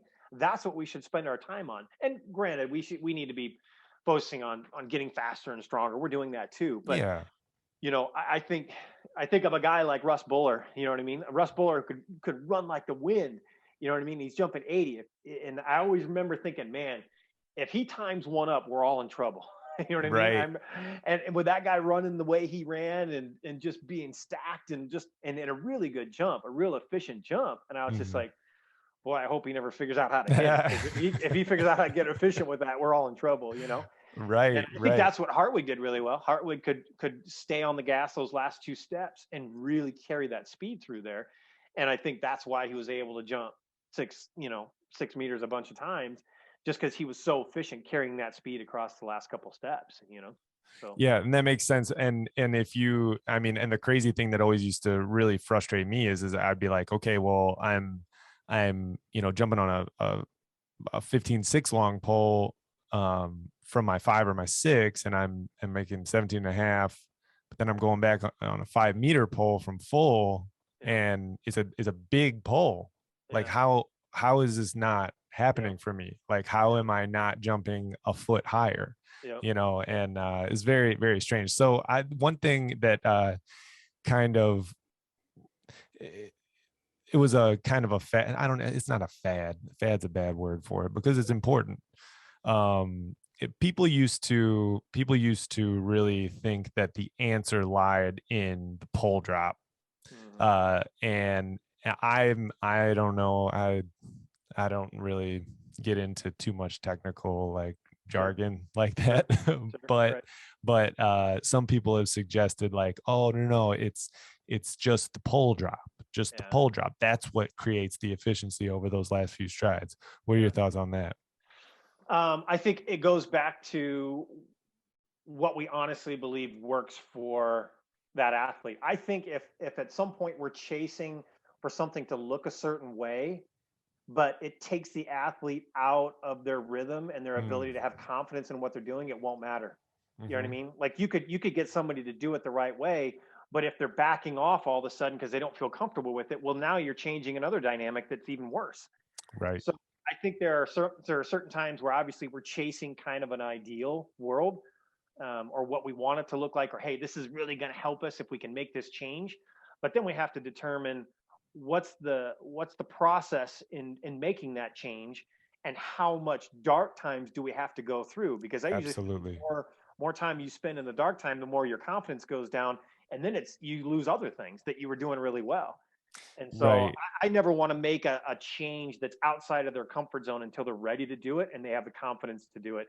And then it usually even goes faster. It actually progresses faster if they carry a little of that confidence. I just think confidence is a huge part of pole Oh, vaulting. it's gigantic. It's Keep that in, king. yeah. If you can keep Confidence that in is king. contact, yeah. If you can keep that in context while you develop them, then it goes. But if you're making changes because you think it needs to look a certain way, and it actually stalls them for a longer period of time, then you run the risk of them falling into a hole and getting, you know, Right. I mean, depressed and what's the risk versus reward on this right, investment? Like, right, so are we okay? So we want to change this. Okay. So how right, long is this going to take?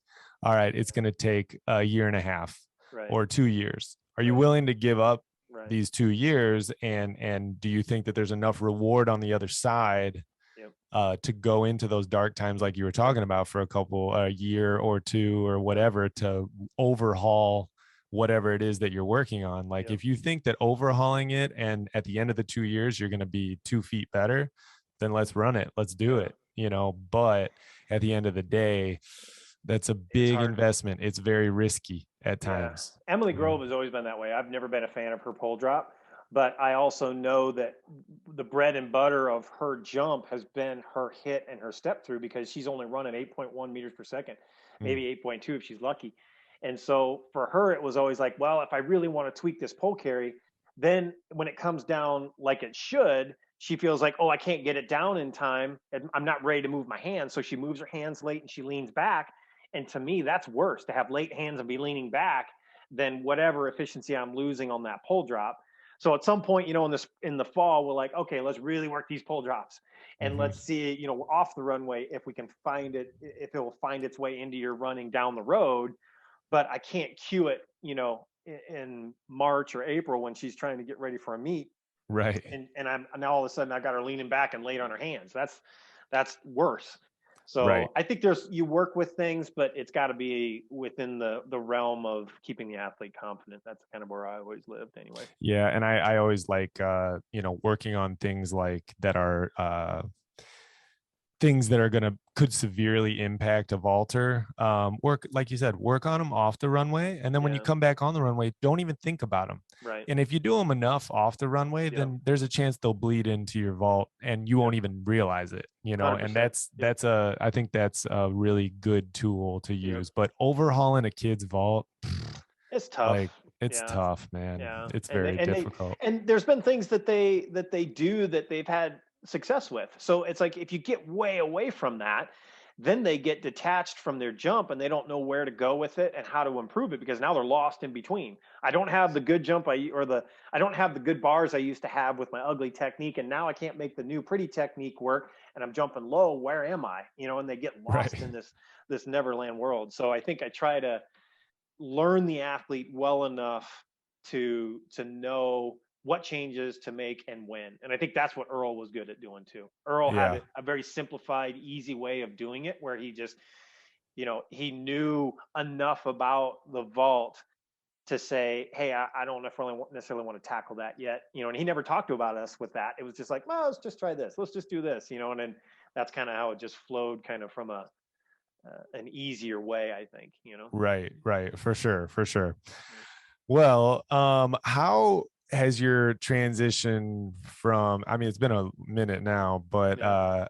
how's your transition out of elite vaulting and into coaching and being a dad and Yeah. all those types of things? Like, how was that? You go from a three-time Olympian and you won a bronze medal, Bronze. Yep. In bronze '08. in Yep. '08, and then all of a sudden it's like, all right, now I'm a coach, I'm a dad, I'm mowing the lawn and doing Yeah. doing Yeah. stuff like that. How has that transition been for you, and were there any mental struggles that you had uh Oh, getting into this new rhythm? yeah. It was, I think each one had its own challenge. I think uh, having a kid, I probably wouldn't have done if I wasn't 40 because I didn't like, I never had baby fever or anything like that. It was just like, well, I'm 40. If we're going to do this, we probably better do this. Right. And, and I remember he was born and like, okay, you want to cut the cord? And he's screaming. I'm like, I'm pretty sure I'm going to jack that up. I'm going to let you do that. And he's like, all right, you want to pick him up? And I'm like, to take him to his mom. And I'm like, I'll let you do that. Like I didn't touch the thing. I thought for sure I was going to break it. And then it's like, after just immersing myself into it, it's just been the most amazing thing in my life, Yeah. my kid. And I think coaching has kind of become that way too. I think by the time I was coming out of 2012, I knew I was done. My body was spent and I was ready to move on. But I had been coaching through that process already. I think I Hmm. remember coaching, like recruiting Bethany Buell. She was probably one of my first kind of, she won a national championship for me down the road, but probably I recruited her in like 2010 or 2011, 2000. So I was recruiting and I was coaching a little bit while I was still jumping. So it was just kind of heavy vaulting, light coaching, and it just kind of, so it wasn't like one day I woke up and I'm like, well, I'm a NARP, I got to go coach. I think it was more just kind of a transition, which made it probably easier, but Right. I've enjoyed it. I think, we all have to have an outlet for what we used to do. I think I'm just as competitive now as I was when I was jumping. I just have a different avenue with how I apply it. And I think that's the fun part for me is I don't care about how many national champions someone has or how many Olympians they have or how many medals they have. Like none of that matters to me because I don't know how you determine what success is. What is Mm. success? Is it one Olympics? Is it three Olympics? Is it three Olympics or is it a medal? Is it a world record? Is it a whatever? And not only that, the target is constantly moving. If you make an Olympic team, then it's like, okay, I got to try to be a medalist. Well, if I'm a medalist, is it gold? I mean, it's arbitrary. But I think what I've learned to kind of anchor in on is that I want to find out what someone's ultimate potential is because all the rest of the stuff are just moving targets. If I Mhm. can have someone come in and say, man, that's as good as I can possibly be, and now I'm ready to move on to the next part of my life, that to me is a successful coach. And that's the way I determined whether I was satisfied with my career or not. Like if I'm at the end of my career, I'm like, well, I just wasn't a 6 meter guy because I know I did everything I could to try to be as good as I could. And Mhm. that's how I sleep at night with a career saying, yeah, I did everything I possibly could. I probably should have snuck around 90. There was a couple jumps there I thought I should have stayed. But at the end of the day, I sleep well, and I want the kids that I coach to have that same experience because that's the way I felt um, kind of represented success is can you walk away from it saying, man, that's as good as I could possibly have been. And then if Right. you can, then it's easy. You sleep at night, you move on to the next phase of your life, whether it's kids or a job or whatever it's going to be. So that's kind of what I hope for my kids now. I take that same mentality as an athlete, put it into my coaching. Like I'm going to coach the hell out of you until I figure out what you're capable of doing. And my goal is to get that to happen before you run out of time, Mhm. whenever that is. If that's collegiate eligibility or if it's post collegiate, then I get another year. You know what I mean? And I'm going to keep trucking on that until I can have you experience the same thing I did. Right. Right. Yeah, that's it is tough though, Yeah. like you said, the moving target, Yeah. and the funny thing is every, in my position, I'm like, well, I really wanted to jump, 570 or 580, and I really wanted to go to an Olympic trials, and but if I would have made it there, I'd have been like, wow, it'd be nice to Yeah. make an Olympic team, Yeah. and that's the thing, is that there's people right now, I'm sure, Mondo is sitting and he's like, I'm the world record holder, but man, I'd really like to jump Yeah. this, Yeah. or that. There's Right. always going to be something out there, that you can, that you want to chase. And that's just a Right. part of life, That's the cool part about the sport. I think that's what makes us come back. I think the people who don't have that or can't readjust and have a new goal, that's probably why they move on to other things. And that's Right. great. But I think if you are really fired up about pole vaulting and you assess a goal and you achieve it, you automatically are already starting another goal. You know what I mean? As soon as it happens, you're like, well, Mondo, I want a gold medal, but man, I was 6 inches over that world record. I know I can jump it. So next time when I win the gold medal, I want to jump a world record when I do it. You know what I mean? I think Right. that's what competitiveness is. That's the nature of it. That's what's at the heart. And I think you can do that as an athlete. And I think it's easy transition over into coaching too. Do you find that all of that stuff that you learned, specifically with your mentality and things like that, transition over to coaching pretty well? I personally, I used to, when I got done with my career, I was very bitter because I didn't do those things I wanted to do. And Yeah, and yeah, then yeah. I started, this gym, and we're working with these kids, and I very vividly now see, like, whoa, I was not working for myself. I was not doing those Yeah, things for myself. I was doing those yeah, things to prepare me to be able to serve these people. sure. And it's just really crazy now because all the lessons that I learned in my pole vaulting career are just transferring directly Yeah, over to, yeah, the coaching and things like yeah. that. I think that's where sometimes I struggle. I think a lot of times as an athlete, you have experiences or things that you've done that worked for you, and you think, okay, well, this can be applied to this athlete. And my first beginning part of my coaching career, I really didn't necessarily model kids after what I did, but the Mm. mentality of like, hey, let's just fire up, let's hit it better. And I've learned it over the last few years, but I think I listened to Brad Walker's thing and I sent him a message afterward because we roomed together in Tokyo. So we had some time together, just, chewing the fat again because we hadn't seen each other for a little while. Oh, And I'm cool. like, holy cow, Brad hit the nail on the head when he said that the personality really becomes a huge factor in someone's jump, the technical aspects of it, how they jump. And I'm like, that's why my super sweet girl that's very smart, that has very specific cues that she executes, but isn't very aggressive in a mindset. She just doesn't have like if someone were to come across and slap her in the face, you'd probably say, ow, that hurt. Why'd you do that? Instead of like me, if you did that, I'd fire back and come at you hard. You know what I mean? Right, And right. I think there's that's a different personality, different mentality. And to apply my mentality of like, hey, just come in here and knock it. Let's go, hit it. And she's like, okay, I'm gonna hit it on this one. And it just doesn't fit the personality. And Yeah. so that's the challenge of coaching. It's not knowing what to do, it's knowing how to get the person to execute what you want them to do. And that's a bigger lesson in understanding the person than understanding the vault. Does that make sense? I Yeah. think that's the thing that I've challenged myself, is understanding the kids better so that I know, how do I frame this in a way that isn't what I would do or how I would do things when I was jumping, but will work for this athlete. And it's across the board. I got one girl that if I give really specific cues, she's so analytical and so smart that she over obsesses about the cues and can't execute. But if I Uh-huh. say, oh, just be aggressive, just knock it, hit hard, she'll do those two or three things that I want her to do without even actually cueing those things. Right. And that's like, okay, I got to live in that world. I got to live in the philosophical coaching world with her, where this one, I got to dive in and say, I want to know where this foot lands and I want to see your chest in this position. You know what I mean? And it's just, that dichotomy has become interesting to me in coaching because it probably goes back to my efficiency model. That's the efficiency in the takeoff we were talking about earlier. This is efficiency in coaching now I'm talking about. And A how do really I, good point. Yeah. I mean, I coach I get very pumped up. Very pumped up and very like excited and yeah, hooting and hollering. It's not on purpose. It just happens. It's just who I yeah, am, and it just comes out.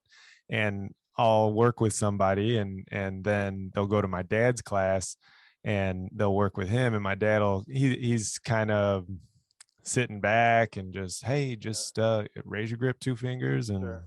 head back, Yeah, whatever. And then they'll come out of that class just killing it.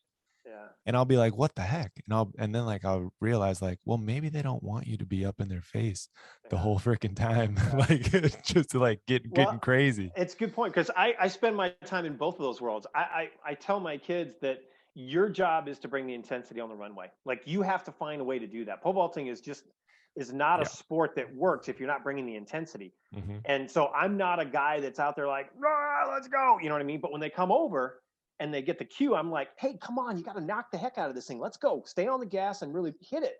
Hmm. Let's go. And then Hmm. after that, I'm quiet. Like I'm watching the mid, I'm watching the jump, I'm doing whatever. I'm not the guy out there yelling at them when they're running down the runway. Every Right. now and then when I get really fired up, I might, but I kind of leave that to them to learn how to do that because if they don't learn how to do that, at some point it's going to bite them. You know what I mean? Down the road, they have to learn that when they step on the runway, they got to bring the focus and they got to bring the intensity, and that's a coaching part that I'm trying to work on all the time that has nothing to do with the technical side. I always have to have that same speech with, like there'll be a nice young lady come in and Mm-hmm. I'll just pull her aside and I'll be like, hey, listen, you seem like a really sweet person and Yeah. you've just been awesome this whole entire time, but when you step between those two white lines, I want you to be an you asshole, right? you Yeah. have to be not nice, Yeah. like Right. you need to change into a different person. Yep. And I Yep. think that just kind of is an overarching Yeah. thing in the pole vault, that Yeah. it's almost like a you have to have that. Yeah. You got to um bring it up to 100%. I don't care how you do it, but right. you have to bring that last little 3% that sometimes you don't know you're bringing. You got to figure out a way to get to it and use it because it's such a big difference when you do it. Absolutely, absolutely. So some coaches, some good athletes, really, I mean, some of the best athletes ever to walk the earth can't coach worth a darn. Yeah. Okay. How is it that you like, why do you think you like, I guess I shouldn't use Jordan as a an example here, but some people have said like Michael Jordan is an incredible athlete, but as a coach, is maybe missed the mark. So Yeah. why is it that you were able to make that transition from being a great athlete and now you're a great coach? Um, well, um, I think it all goes back to the Bell Athletics days. I think what I learned from Earl is how to try to simplify things. But the thing that he was the best at is he could find the one thing that you really needed to change to be much better, and that one thing was always spot on. I think he had in the pole vault we can always look at someone and say, oh, you got this wrong. We can make this better. We can make that better. We can make that better. The trick is, where do we start? What's the number one thing we want to start with first? And I think he was really good at that. So I've tried to learn as much as I could from Earl and Jeff and Ty and Grande and everybody that came through there during my time there. But I also learned that um, the the group was so vital to us and our success. The way Earl cared about us, the way we cared about each other, and I think that type of environment makes a huge difference. So with my kids, what's really important to me is that we have a great relationship, that we are on the same page. They understand what we're trying to do. They know that there isn't anything I'm not going to do to try to fix them. You know what I mean? If they have a bad meet, there's no chance I'm sleeping that night until I figure out what I think the problem is. And my wife will attest to this, I'll be in my bed at 2 o'clock in the morning and there'll just be an iPad light. And I'm just going through their jumps, right? And I'm going through their jumps. And I'm like, why did this not work? Why did this not happen? And sometimes it's evident. Sometimes it's like, oh yeah, she just missed this, and I go to bed pretty quick. Other times it's like, okay, there's something in here I'm missing, and I'm not sleeping until I figure it out. And I think Yeah. the kids understand that about me, and I think that's what they respond to, And I think what makes a good coach is good kids, and I don't mean just physically talented kids. I mean good people that believe in what you're doing. They know they trust you, and they work their asses off. And if you put those types of things together, then that's the recipe for success. It has nothing to do with how much you know, or, I mean, there's a small percentage of that, you know what I mean? Like guiding them in the right direction. But um, I think it boils down to the more outside things that seem to matter in these situations. You know, can they come to my office if their boyfriend dumps them? Of course, you know, because it's a part of them being successful. If you're having chaos in your life outside of pole vaulting, it's going to find its way into your pole vaulting. But Yeah. if you have everything in line and it's like easy and I'm happy and I'm walking into track today and I'm excited and I'm motivated, you're going to have a far better session, whether it's technical or just speed, right? Or a lift or whatever it's going to be. And so my goal is to make their lives so good that when they walk in the door, they can execute at the highest possible ability. And that just creates confidence. It creates a great experience. It creates, you know, trust. It does all these things, you know. And I think those are the things that I learned fundamentally at Earl's, was the relationship with the athlete, and understanding, you know, how to be able to guide them with with you know, what strengths and weaknesses they have. Yeah, I think that's right. From an outsider's perspective, I think good people make good coaches. Yeah. And you seem, you know, people aren't going to go to your school if they don't find But you to be a good person. true, but that's a 50-50 coin. Good people make good athletes too. You know what I Right, mean? I right, think right. It's a two-way it's street. It's a correct. It two-way absolutely street. is. It absolutely is. And that's the thing I look for. I don't care if you jump 19.4, but you're an a-hole, I'm not the right spot. You know what I Mhm. mean? And I think that's the thing that's the thing I promise to the kids that I have in my program, is I'm never going to add somebody that isn't going to make the program or the group better. Mhm. Right. And I think that's kind of what fundamentally happened about athletics. It was like these guys got together and they voted whether or not they wanted me to come, you know, be invited to train there.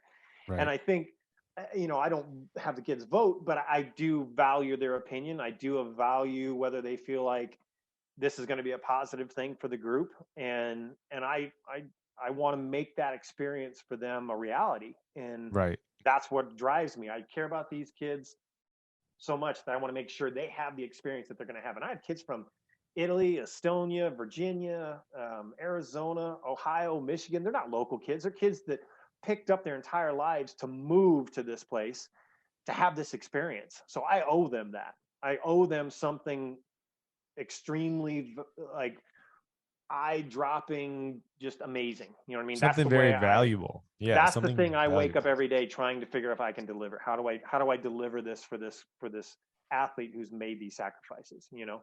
And Right. that's kind of where I think if you have people that care, these kids know that. I hope they do anyway. But it's my job to make sure that comes across, make sure they get Yeah. that. And I mean, I think, like I said, I think, you know, good people make good coaches. Like you said, you know, Yeah, good athletes. It's a two-way street. But for sure. I also think that there's something to be said for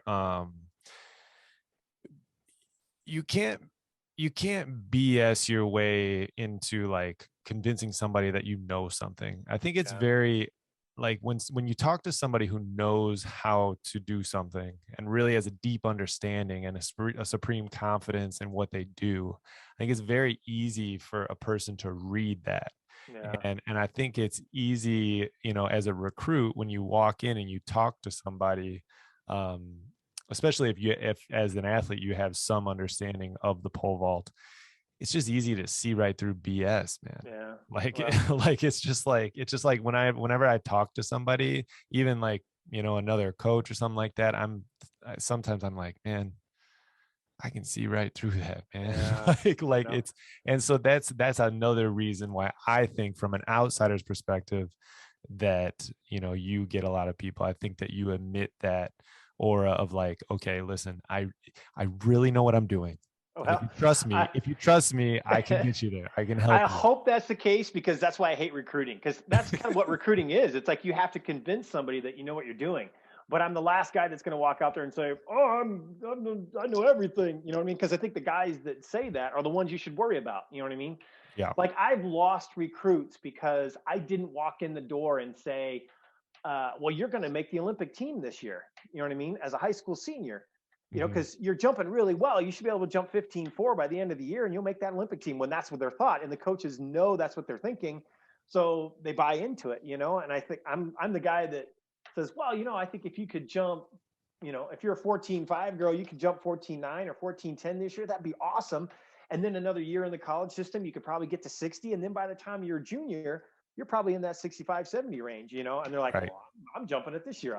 You don't know what you're talking about. Because I'm never going to be the guy that just makes promises. I learned that from myself. If you would have looked at me at a 14.6 kid and said, you're going to jump 19 feet someday, I would have said, you're full of it. There's no chance. You know Yeah. what I mean? Like, I can't look at someone and tell if they're going to jump a certain height. I don't know that. I just know I'm going to work my ass off until I find out what you can do. And Right. that's the thing. I'm probably a terrible recruiter because I don't, I, I don't That's enjoy. not being a terrible recruiter. That's Well, just being honest. I Like, hate recruiting though, because it's really about selling. And I hate selling what we are. I don't want to ever sell anybody on what we right. are. I just Right. want to communicate with them. I love getting to know them as part of the recruiting process. I think that's fun, getting to know what kind of person they are, what they love about pole vaulting and all those kinds of things. But soon as it comes in, like, I got to pitch you or I got to sell you on this, I just feel like a dirty car salesman, and I hate doing it. So I paint a picture, and I say, this is who we are. We are who we are, and some vibe and some don't, and the ones that vibe love it. They have a great experience, and I Yeah. hope they do. And we stay lifelong, contacts. And to me, that's what's special. But I, Yeah. I, I hate that side of recruiting where I got to try to sell somebody on. I'm just terrible at it. I could see you sitting across the table from an 18-year-old kid, and they're just like, Yeah. well, you're just bartering back and forth. It's like, Yeah. come on, man. You're Yeah. you're 18 years old, man. I'm not gonna sit here and lay Yeah. down for you. Like, if you want to come here, come here. If not, I know. And unfortunately, that's not what gets kids to sign. You know what I mean? Like, I got to be like, oh, yeah, I'll get you the Olympics in 4 years' time. We'll jump 19 feet. Yeah, no worries. And it's such BS. I don't ever want to do it. Because I can't look at them and tell them they're going to be a 19-foot guy. I don't know. And exactly. I could blow sunshine up the backside and tell them that, but that doesn't make any sense. Right. I Right. could just promise them that I'm going to work my butt off, that you won't find somebody else that will care more about and you've heard Chris say that. That's legitimate. That's the way I feel about all the kids that I coach, is that there isn't going to be somebody out there that's going to outwork me. I can promise you that. And that's what Chris said on the podcast. Yeah. He was like, that is why I went to South Dakota, was because I could just tell. And he didn't see any BS in you. And Yeah. he was just like, you know what, this guy's going to really, really go after it for me. And also the other thing too, is that the cool thing with the Chris thing is that you and Emily, is that you have been there. You've been to where they want to go. That does, in my opinion, that adds some value too. I think it adds confidence. I think it adds trust. I think whether or not it's relevant in terms of, because like you said, there are some athletes out there that were great, but didn't necessarily carry it over into coaching. I think what you have is my success, or well, not even success, but my experiences in the sport, I think, just get my foot in the door on trust, to where they say, hey, he's suggesting I try this. I'm going to give him the benefit of the doubt and give it a shot. And then it's Yeah. my job to make sure that thing that I get them to take a shot on works. And if it does, then I got 2 feet in the door, right? And then I can get the next thing going. And if that works, then it just builds and builds and builds. And that's where I think kids really believe. And when kids believe, I mean, if Earl Bell told me to run down the runway with 10 cents in my left pocket, I wouldn't know why. I would just do it. I'm like, yep, sign me up. I'm doing it. And I think Right. that's just not just respect I had for Earl, but obviously, he was a guy that spent a long time in the sport, had a lot of experiences, and I trusted, and I think that's where it starts. If I can get someone to believe in me and my experiences in the past give me 1 foot in the door, then that's all I'm using that for. That's the only Yeah. thing. And I'm going to push back on that just a little bit, because with a situation like Chris, though, like if I were in his shoes, having been a 550 guy coming out of high school, I would be like, okay, I think that I am going to have a legitimate shot at pole vaulting post collegiately. Yeah. So I don't have any idea about who's going to be my agent. I don't have any idea about Right.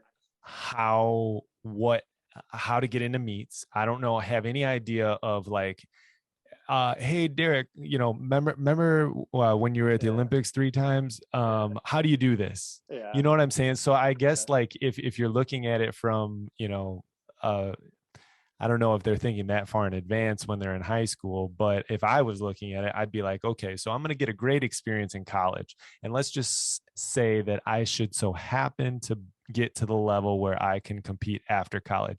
I'm going to also be signing up for a little bit of guidance Mhm. in that realm too. Yeah. So it's Yeah. almost like you kind of get a little bit of a 2 for 1.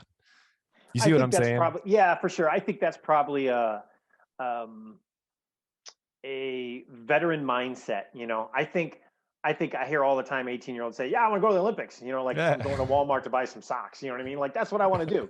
And I think I don't even know if there's a forethought after that. It's like it seems like they get to the spot where like, yeah, I'm going to the Olympics, and and I don't even need a great coach to do it because I'm just gonna make it. You know what I mean? I don't know how much of that's floating out there, but I do think that there was an interesting point where Chris jumped 1 centimeter higher than I did. We were at Howard Wood and he put the bar at 586.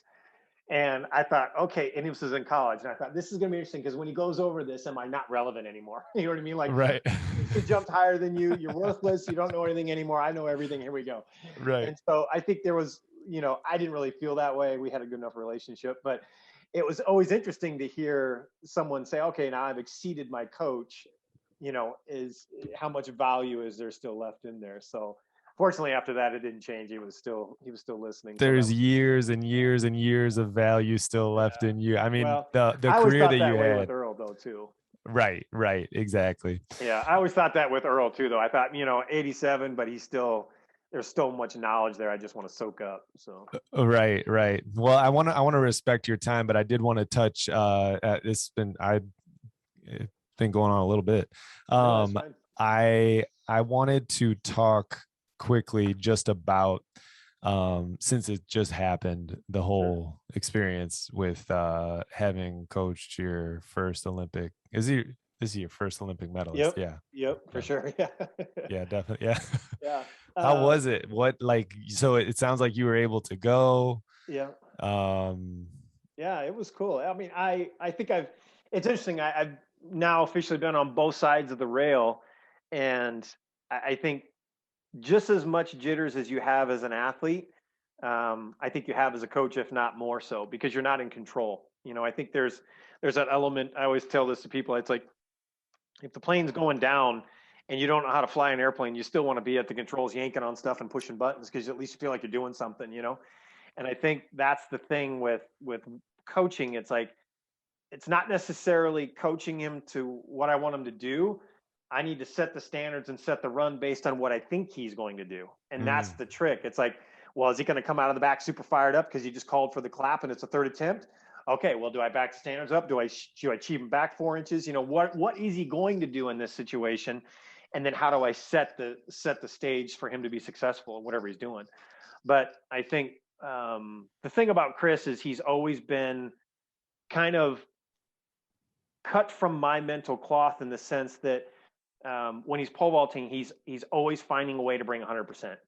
That guy in a meet never not brings it, and I think yeah. that's kind of what I tried to do and I don't. Strangely, we never really had to have that conversation because he's always done it naturally. But I think it was probably one of the things that are probably one of the only similarities we have. We have very different jumps, very very different styles, but he's always had that, and I think that's been the thing it's really been an anchor for him in being consistent and being what he's been able to do. But he runs like Right. a freight train. He runs 9.7 down the runway. Jeez. We're working on his efficiency down the takeoff, but his swing has always been there. So I think going to the Olympics, he'd been jumping. I think he had jumped 4 or 5 90s before we went to the Olympics. He took a little bit of a confidence killer at Stockholm. He went in there, got sixth or seventh, and only jumped 75 or something like that right before that was his last meet before the Olympics. Yeah. So he came home for a training block for about 10 days. And I think he's like, well, did I peak? And I'm nervous that I'm running out of gas. And, I was jumping 6 meters in June or looking at like I could jump 6 meters in June and maybe am I falling off? I'm like, Chris, you've done a ton of traveling. You just came off the trials where you jumped 90. You flew right over. You jumped 90 in Poland. your body's just catching up with you. I said, let's take a little recovery here. Let's get your body back under control. We'll stim it back up. We'll have a few tech sessions. We'll get on the plane. We'll be ready to go. And Mhm. his last jump session, he finally felt really, really good and swung around a 90 bungee. We just had a bungee up there and he swung around. It looked easy. And I think that was the confidence kick that he needed to go in and do what he was ready to do. And Right. so, and that was crazy. I mean, he was on first attempts all the way through prelims, which was fun. He wasn't rolling a very big pole, so I was a little bit leery of that. I was like, well, he's kind of on a small pole. I don't think that's a pole that I think he's going to be able to be competitive on in a final. And I would have thought we would have rolled past it in prelims, but it was certainly enough to jump 75 or whatever he jumped. Yeah. But then once we got in the final, he just brought that last 2%, and it was easy. He was actually executing the cues we've been working on all year really well, but strangely missing some of the things he'd been automatic in. You know, like we're Yeah. always working on bringing the last 2 steps in there and trying to put the foot down and get through that takeoff step a little bit without breaking, because he always had a little bit of a break step there. And he was really putting it down well and stepping through it. But all of a sudden he was missing his hands, you know, and I don't know if it's just the timing was different because he was attacking it so well that his hands were a little bit late. So that was what happened at 19. He just missed the hit a little bit and came short. And then after that, we got the arms time back up, and then it was first attempt at 87, I think a second at 95, but only because he had a blow through on the first one, and then that 97 on a first was fun, you know. And That's insane. you know, he jumped 19.5 and he was jumping around like, the hay's in the barn, you know, I think I won a medal, I'm good. And I'm like, I just right in the minute, I'm like, I scream, stay in it, you know, stay in it. We're still in it. Like, don't just say, okay, I'm done. You know what I mean? Like I Don't came let here, I it went to go. Olympics, Yeah. I got a medal, and that was my thing. I was like, stay in it. And then he went around 97 on a first, so I knew he was still going. But as soon as Mono went Jeez. over 602 on a first and he was back to back, I was like, oh gosh, we got to hang here a little bit. It's going to be tough. But I think Yeah. if he had the jump on his first at 602 on the pole we went to on a second, because he blew through, if we'd had that pole on a first with that jump, I think he would have snuck around 602.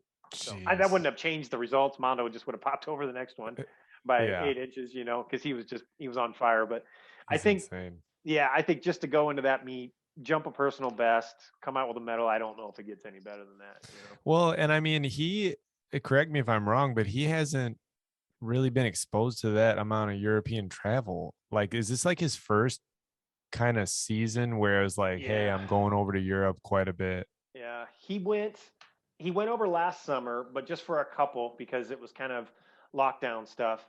Right. And he didn't jump like he was ready to. I think he went over there and like, oh, I got to prove that I can hang with these guys. And I wouldn't say it wasn't choked. That's not even close to the right word, but just a little bit preoccupied about the idea of being a professional athlete and hanging with these guys and trying to prove himself. Mm. And I think trying so hard that it just was square peg through round holes kind of stuff.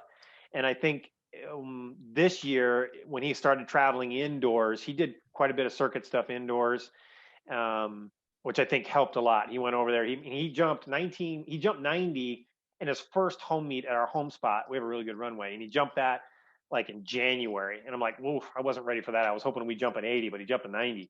Right. And I'm like, well, shoot, he's ready. So he goes overseas and he jumps well overseas, all indoor, then comes back and we do another training block. And then he goes around and he jumps well in the US. He jumped at Mount Sac. He jumped down in Texas, and he was jumping 90s everywhere.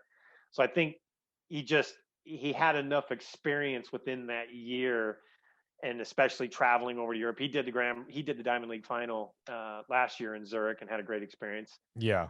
But I think he's just a different dude this year. I think he's really grown. So that's kind of been a big part of his success, I think. Yeah. That was just extremely impressive, to just roll into there, after having graduated on strange terms and Yeah. then going into, like you said, like maybe a kind of a weird first summer in Europe, and Yeah. then was able to come back and put that together. It's just Yeah. really, really crazy, and Well, 4 years congratulations to ago, both of you guys. yeah, that was fun. But 4 years ago in 17 at the World Championships, he didn't make the final, you know? So, I mean, that's the thing. You Yeah. go from a guy that makes 60 but can't make 70 when you jump 80 already, Mhm.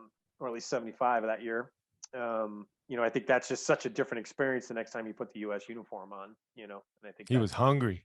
Yeah, I think, You and what wanted you it. learn, I think that's the same thing that our NCAA kids go. You come in and you make it to the first round, and then you kind of got to get your butt kicked at the first round to come back hungry the next year. And I think pole vaulting's cyclical. You do it in college, and you got to do the same thing when you go to the post-collegiate world. You got to kind of get beat around a little bit until you learn how it works, and you reassess, and you get confident, you go after it, and eventually it'll come back around.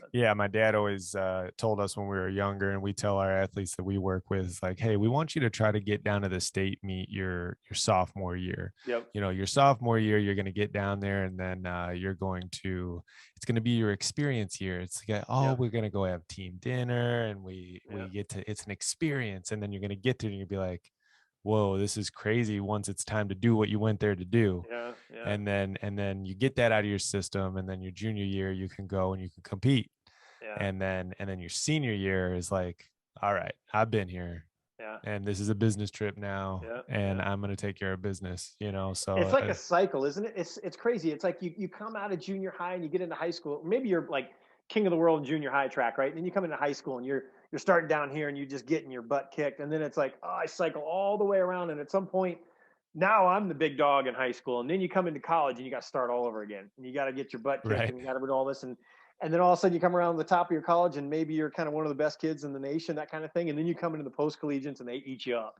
And Yeah. it's just like, and it's just, how many times can you go around the circle? That's the fun of this whole thing, is like, how many trips around can I make it? Can I go one more trip? You know what I mean? That's the fun. Absolutely. Yeah, Absolutely. yeah. Well, I got two quick questions for you, and then Sure. we can get off here. I First one is, you only get two things.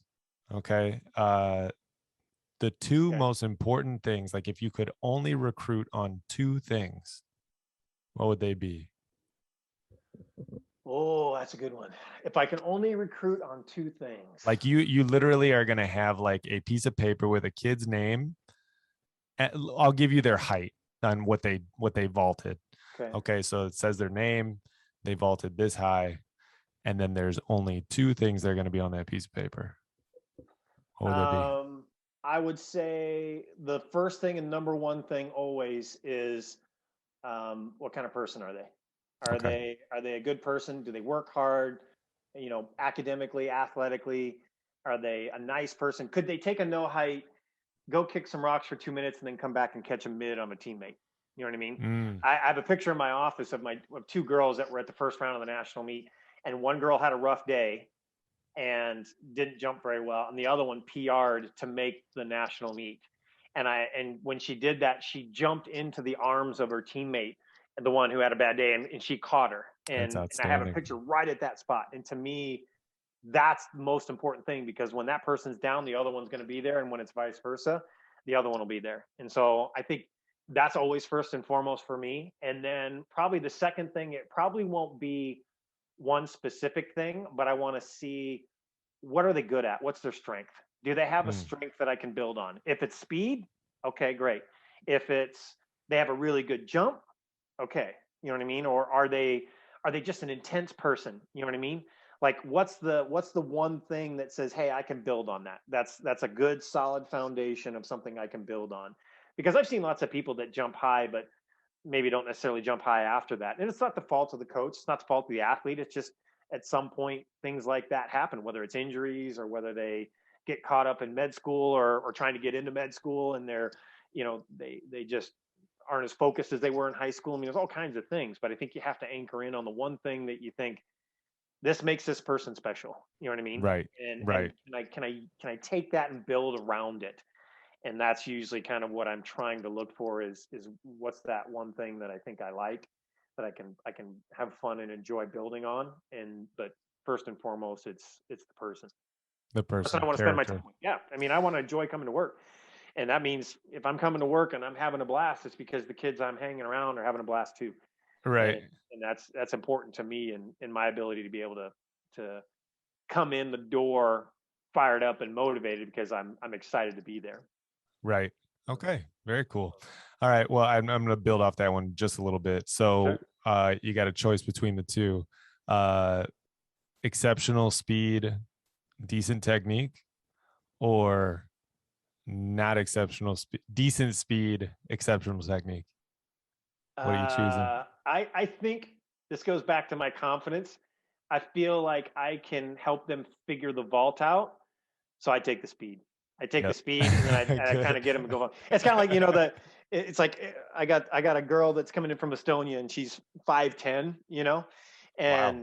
and I'm like, well, I got a chance to make you faster. I can make a 5'10" girl faster, or at least try better than I can make a 4'8" girl 5'10". You know what I mean? Like Right. I think my odds of kind of doing that with her are gonna be higher than I would be able to get a short girl to be taller. So Right. I think if you're fast and you just have natural speed, I think let's take on the technical challenge of trying to figure it out. But I love them all though. I mean, I have girls that are not super fast, but just technical wizards. And so let's go focus on speed. Let's get you faster, get you stronger, get you more explosive. So I Yeah. got them all in my tank, but if I have a girl that can run 7 flat in the 60, I'm going to take her. You know what I mean? Like, Yeah, and you that can would be obviously you can make people faster too, but to some extent. But yeah, everybody that I ask that question to, they always are like, "Yep, speed." yeah. It's Speeds. just it's an important part of the equation. We all understand that. It's just sometimes one of the harder things to develop. You know Yeah. what I mean? Like some people just I trained speed so much and so hard because I knew I wasn't running super fast. And other than '03, for whatever reason, I was kind of running, but man, it just was hard to get up. I could never get into the 9.7s. I was Mm, never anywhere near as fast as Chris. And it right. just wasn't, I was never going to be that way. It just wasn't in my genetic makeup. But, I think it certainly is something that if you can start with, then it gets a little bit easier to kind of figure out the technical side, I think. Absolutely. Yeah. Okay, this is one of my favorite ones. So you you can only pick 3 exercises for the rest of your coaching career Mm-hmm. to use for your athletes. They can pole vault. They can pole vault. That's just a given. They can pole Okay. vault as much as they want. But outside of that, you can only have 3 things, 3 specific exercises. Okay. Sprinting is one exercise. Yep. Yep. Yep. Box jumps is one exercise. Squat. Sure. You Sure. only get 3. 3. Okay.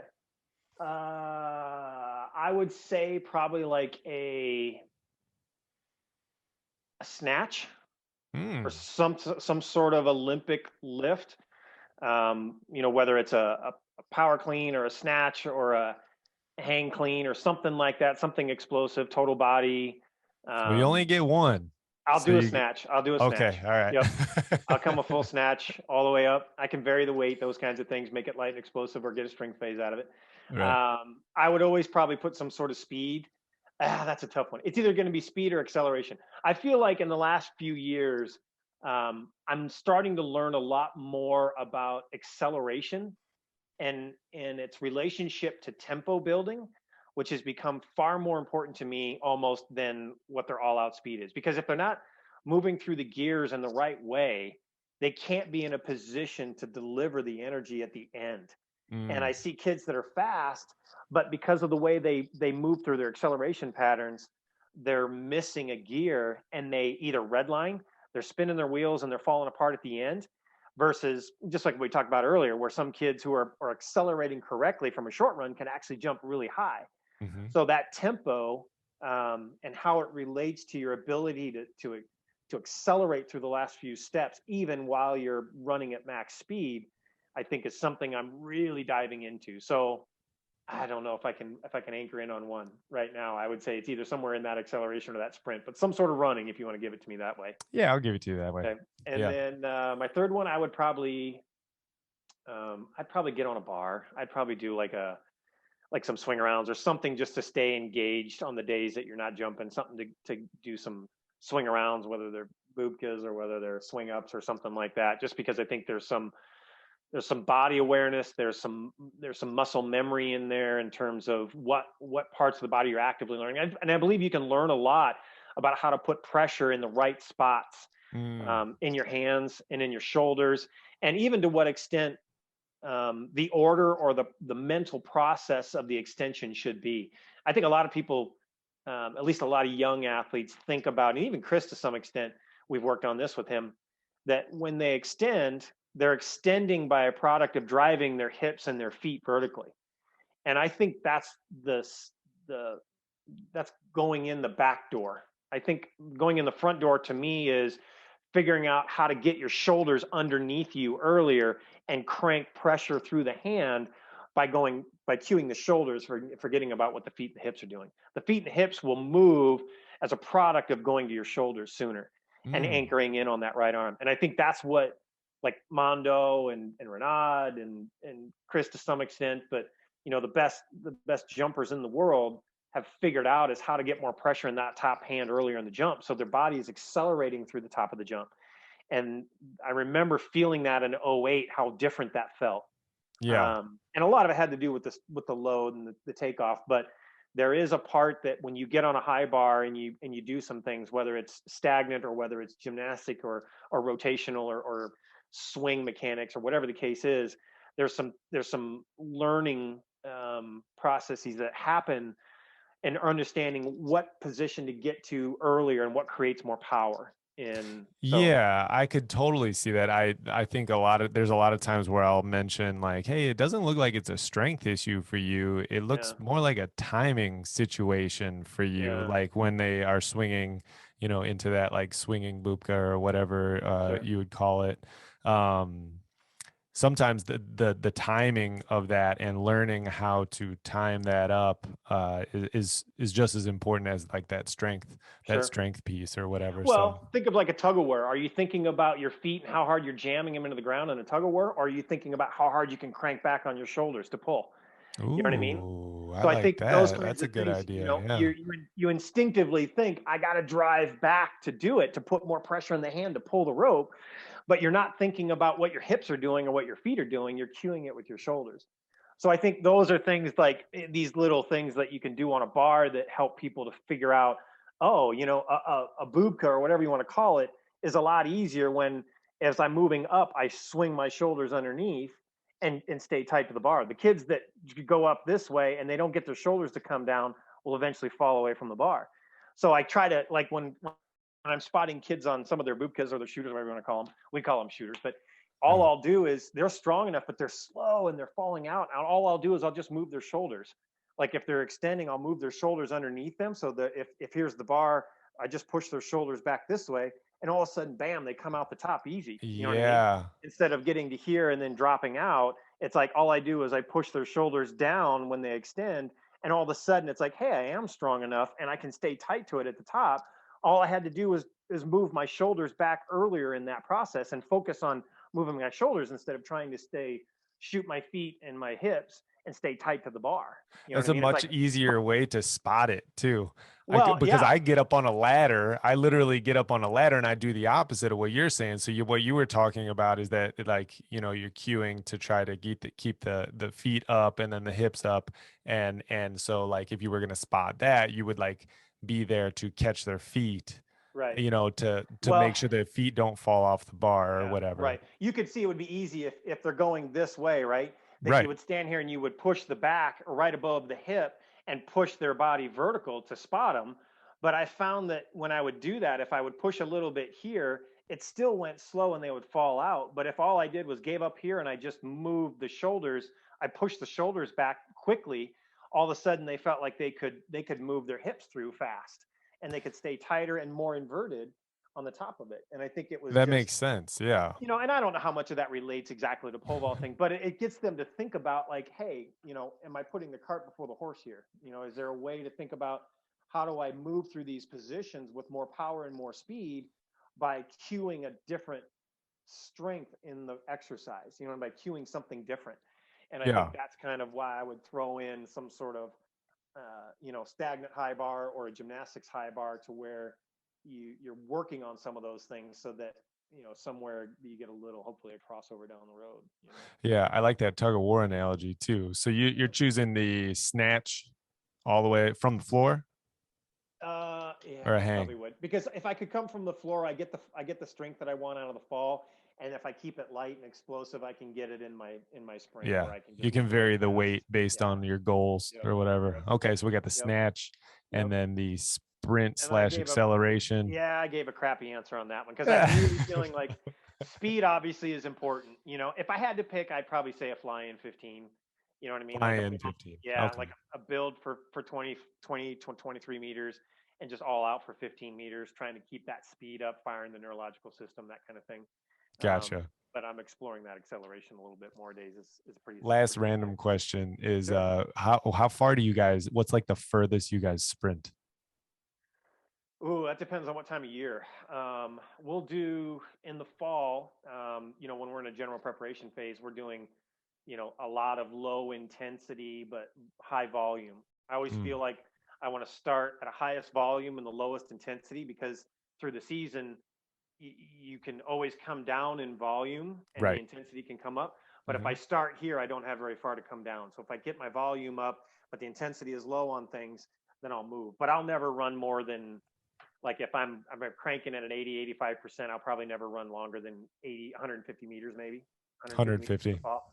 Yeah, that's for Okay. like some repetitive 150s type of thing where we're just working on a little bit of strength, working on firing the hip flexors and keeping your knees up.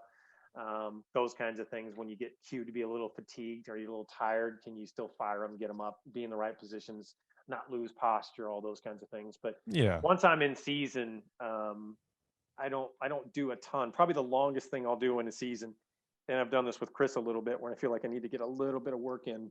Um, I'll do like a build for 20, get up tall and think like I'm in the middle part of my run for about 20, 25, and then an all out sprint for 20. So that would be the longest that I would do at some point, but not very often. I think it's Right. kind of taxing, that kind of thing. So Gotcha. yeah, Gotcha. I'm training I spend most of my time in being explosive, fast, um, responsive to the ground, those kinds of things.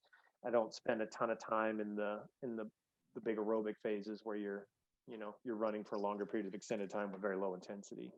Yeah. In Jeff's podcast, he had mentioned that you were like a plyometric man, like they used to kill the Well, yeah, I plyometrics used to. back in the Yeah, I day. remember. Like, I remember at some point, like having a weight vest, like doing continuous hurdle hops over 42s or whatever it was. But I knew that Jeez. that was kind of my thing. Like, I think that's I always had the ability to kind of, like in college, I went over there and started playing around on the long jump just for messing around, and I ended up jumping like 24-3 or something like that in my senior year. Just I did it once at conference just to try to help the team. But Right. like just the ability to strike the ground, I think was always one of my strengths. So I think that's probably when you're in training, you like to do the stuff you're good at. That's not the way it's supposed to be, but I'm assuming he probably saw some of those piles because I sucked at everything else. So. Right, right, right. Well, is there anything else that you want to mention anywhere that people can follow you? I don't know if you're on Instagram or anything like that, but No, I'm cut from old school cloth. I don't. I oh don't boy. have the I don't have. I have Snapchat only because my wife has it, and she will snap me videos of my son, certain times, certain Right. things. But other than that, I don't have anything else. I don't send snaps. I don't do any of that stuff. No Twitter. No whatever else the other stuff is. I do have an old school Facebook, but I don't do anything with it. So. Right, right, right. No, I'm excited. I'm super appreciative of the opportunity to come visit with you here a little bit and talk pole vaulting. I think I've always been a fan of the sport, and I love the fact that I get to stay in there and coach it. But Yeah. it's not what drives me. I'm not looking for coaching accolades or even athlete accolades. I'm looking for kids to come in and have just an amazing experience, find out how good they can be, and have a blast doing it. And I think that's the part that I love about the sport is when we get together and we get the chance to talk about pole vaulting and what kind of experiences people have had along the way, whether they're post-collegiates and just trying to make it, or guys like Hartwig who were one of the best in the sport, and Brad and those guys. I think that's enjoyable to me, so I appreciate the Cool. opportunity to do that. Yeah. Awesome. Well, it's very apparent, having talked to you, that you really value trying to help other people's lives become better. So we're appreciative to you, the pole vaulting community. I Cool. mean, you're like a legend, man. You're the man. So I just wanted to just thank you once again for coming on. This has like been you're you're like my childhood idol, so it's really really cool. So No, I I appreciate it. appreciate it. I appreciate this. This has been fun. I've listened to Brad's. I sent him a text. I think I'm super impressed, man. And Jeff's and everybody's. These talks are really cool. You always, when you hear podcasts, you always kind of get the idea that it's, oh, we're going to talk about these certain technical things, and you can kind of forecast where it's going to go. But these have been really interesting to listen to. I can actually go out and run for 20 minutes listening to it and not hate my life. So, because I'm not a big fan of running, but I got to do something as I get older these days. But it's just been real fun and enjoyable to listen to how you guys run these, and it's been awesome. So keep it trucking. It's awesome. Appreciate it, man. Yep. All right, well, this is the One More Jump podcast. Thank you guys so much.